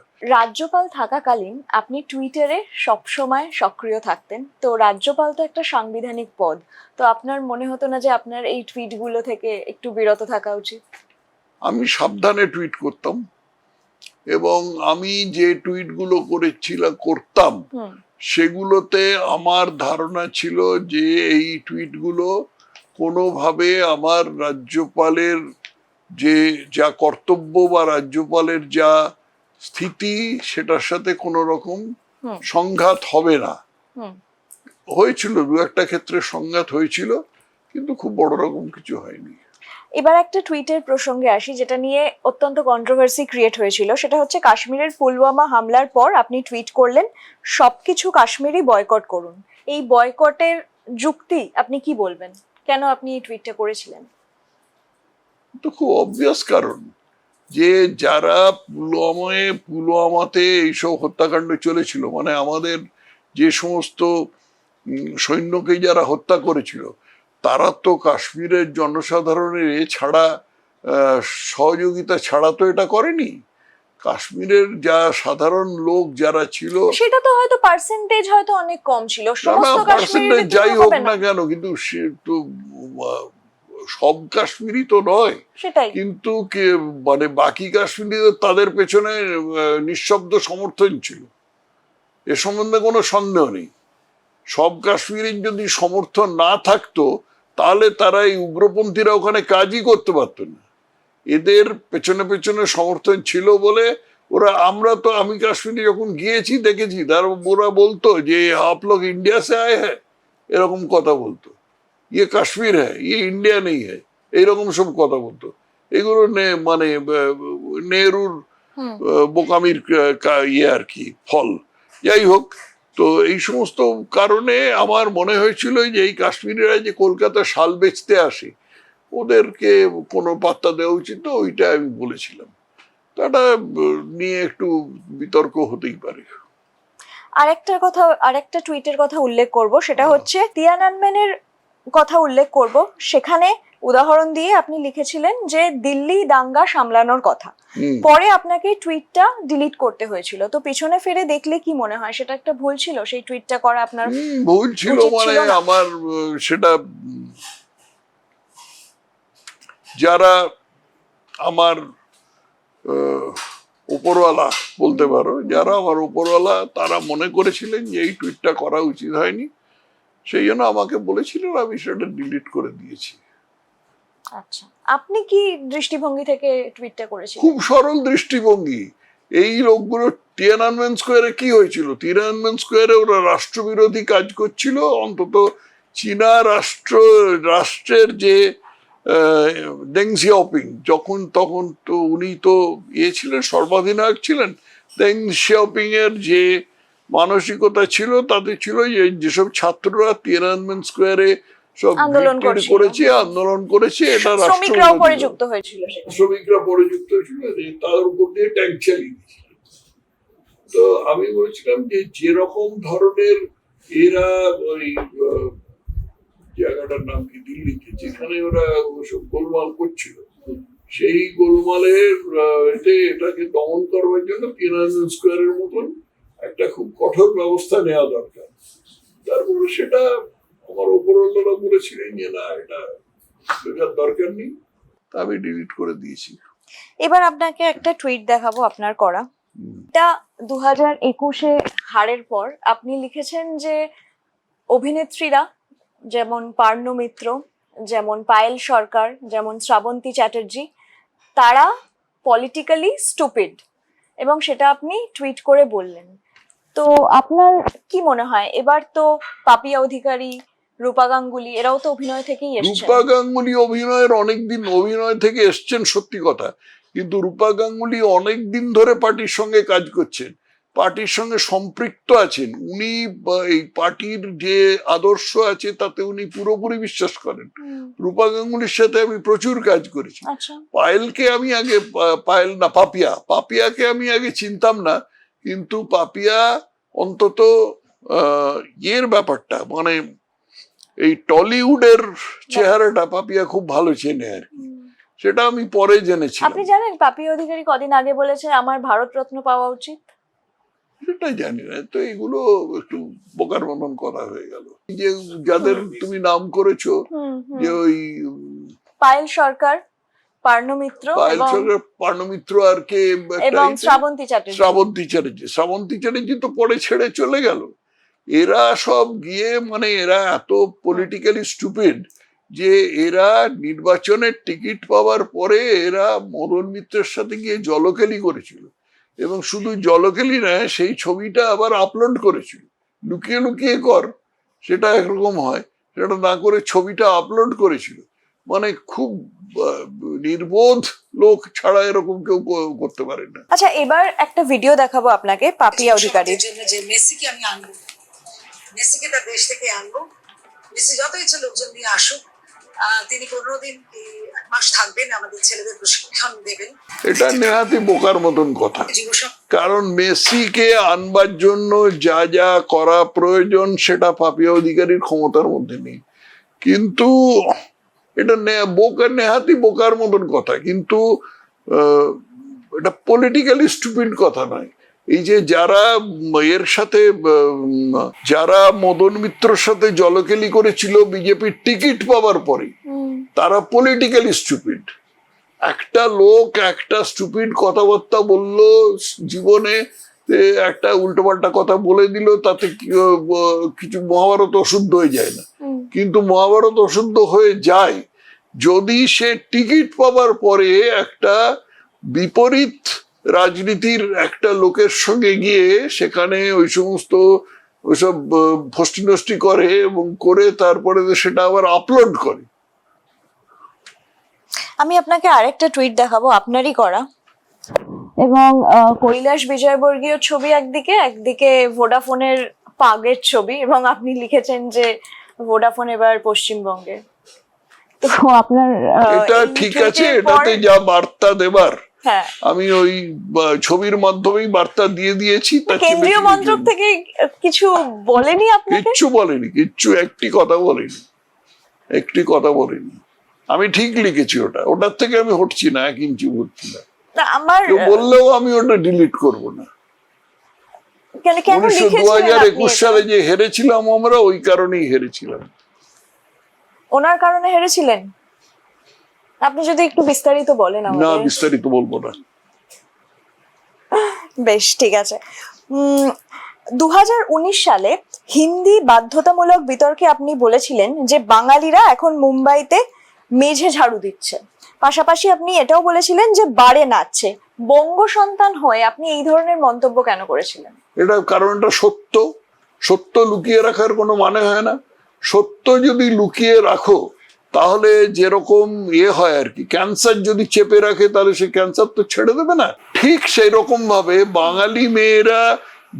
বাঙালি ছেলেরা বাঙালি মেয়েরা যে পশ্চিমবঙ্গে চাকরি না পেয়ে একেবারে দিশেহারা হয়ে বোম্বেতে চলে যাচ্ছে, সেখানে বার ডান্সারের কাজ করছে, তারা হরিয়ানায় চলে যাচ্ছে, হরিয়ানায় গিয়ে জানলা পরিষ্কার করার কাজ করছে, ঘর মোছার কাজ করছে, তারা কেরালায় গিয়ে রাজমিস্ত্রির হেল্পারের কাজ করছে। এই জিনিসগুলো বলতে হবে না? এই জিনিসগুলো বলতে হবে তো, এগুলো সত্যি কথা বলবো না কেন? অনেকে আপনাকে মনে করে যে আপনি যা বলেন তার থেকে বিতর্ক তৈরি হয়, এবং অনেকে বলে যে আপনি যেটা মনে করেন সেটা সরাসরি বলেন। আপনি নিজে কি মনে করেন নিজেকে নিয়ে? বিতর্ক তৈরি হতে আমি চাই? বিতর্ক তৈরি হলে আমার ক্ষতি কি? অসুবিধা কি? আমার তো কিছু পাবার নেই। বিতর্ক তৈরি হলে যে আমার কোনো ক্ষতি হবে তা তো না, আমি তো ভালোই আছি। আপনি কি মনে করেন আপনি নিজে ঠোঁট কাটা? ঠোঁট কাটা আমি নিজে মনে করি না, আমি নিজে যেটা উচিত মনে করি সে কথাটা বলি। অনেকে তো বলে যে আপনি দলের বিবেক, আপনি মানেন এই কথাটা? হ্যাঁ, দলের বিবেক বলতে পারো, সেটা আমার কাছে একটা কমপ্লিমেন্ট, আমি একটা প্রশংসা বলেই মনে করি। নিঃসন্দেহে। একবার আপনি বলেছিলেন যে বাংলার বিজেপির একাংশ নারী এবং অর্থের পেছনে বেশি মনোযোগ দিচ্ছে। তো এটা তো বলা যায় যে অত্যন্ত বড় একটা অভিযোগ। আপনি কিসের ভিত্তিতেই অভিযোগটা ওই করেছিলেন? একটুখানি আগে যে ছবিটা দেখালাম, যেটা সম্বন্ধে বললাম যে আমি আর বার্তা দিয়ে সেখানে তো দিয়েছি। মদন মিত্র ছিল। না সেখানে না, তো মদন বিজেপির। মিত্র কথা নয়, যে ছবিটা তুমি দেখিয়েছিলে আচ্ছা একটুখানি আগে। আচ্ছা আচ্ছা, ওকে। আমরা আরেকজনের নাম বলবো, সেটা হচ্ছে দিলীপ ঘোষ। দিলীপ ঘোষ এই মুহূর্তে তো একজন বড় মাপের নেতা, অনেকদিন ধরে সংগঠন করছেন। তার সঙ্গেও আপনার একবার টাগ অফ ওয়ার হয়েছিল এবং সোশ্যাল মিডিয়ায় আপনি সরাসরি দিলীপ ঘোষকে বিতর্কিত মন্তব্য করেছিলেন এবং দিলীপ ঘোষ এটাও বলেছিলেন যে আপনি যদি চান তাহলে দল থেকে বেরিয়ে যেতে পারেন। তো সেটা তারপরে কি হয়েছিল? তারপরে ওনার সাথে আপনার না কথা না, আমি হয়েছিল? বলেছিলাম যে দিলীপ ঘোষ যদি, আমি তো দল থেকে বেরোবার প্রশ্ন ওঠে না কোনো।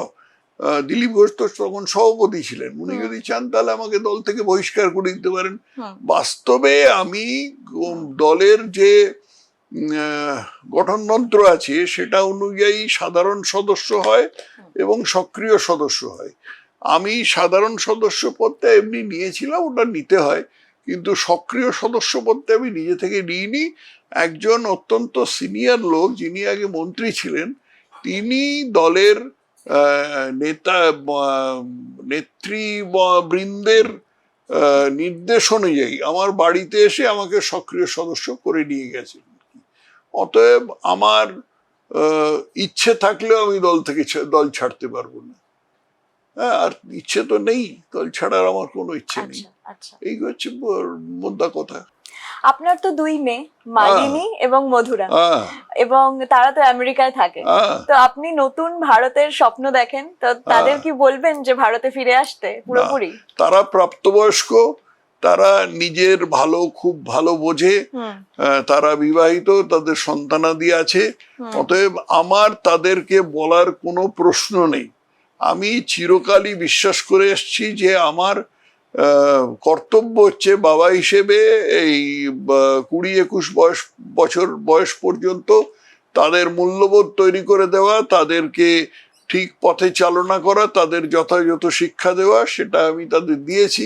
দেবার পরে এখন তারা নিজের জীবন তারা নিজেরা ছকে নিয়েছে, তারা নিজেদের পছন্দ মতো বিয়ে করেছে। আমিও তাদের বিয়ে দিইনি আর কি, এবং দিয়ে তারপরে তারা আমেরিকায় আছে, খুব ভালো আছে। আমার তাদের সম্বন্ধে কিচ্ছু বলার নেই। তারা যদি কিছু জানতে চায়, কোনো আমার কাছে পরামর্শ চায়, তাহলে আমি তাদের পরামর্শ দেবো, কিন্তু অযাচিত পরামর্শ কখনো দেব না। এটা বুড়ো মানুষদের একটা দোষ যে অযাচিত পরামর্শ দেয়, আমি সেই ফাঁদে পড়তে রাজি নই। আপনার স্ত্রী তো অধ্যাপিকা, তার সঙ্গে আপনার প্রথম আলাপ কোথায়? আমার তো সম্বন্ধ করে বিয়ে হয়েছে, আচ্ছা। কোথায় আবার? আচ্ছা, তো আপনাদের যে জীবনটা সেই সময় ছিল সেটা কিরকম ছিল? আপনার তো এত ব্যস্ততার মধ্যে দিয়ে কাটতো। তখন যে এত ব্যস্ততার মধ্যে দিয়ে কেন কাটবে, তখন খুব স্বাভাবিক জীবন ছিল। তখন কোনো মানে আমার চাকরি এবং বাড়ি এছাড়া আর কোনো আমার এই ছিল না, আর কোনো অকুপেশনই ছিল না।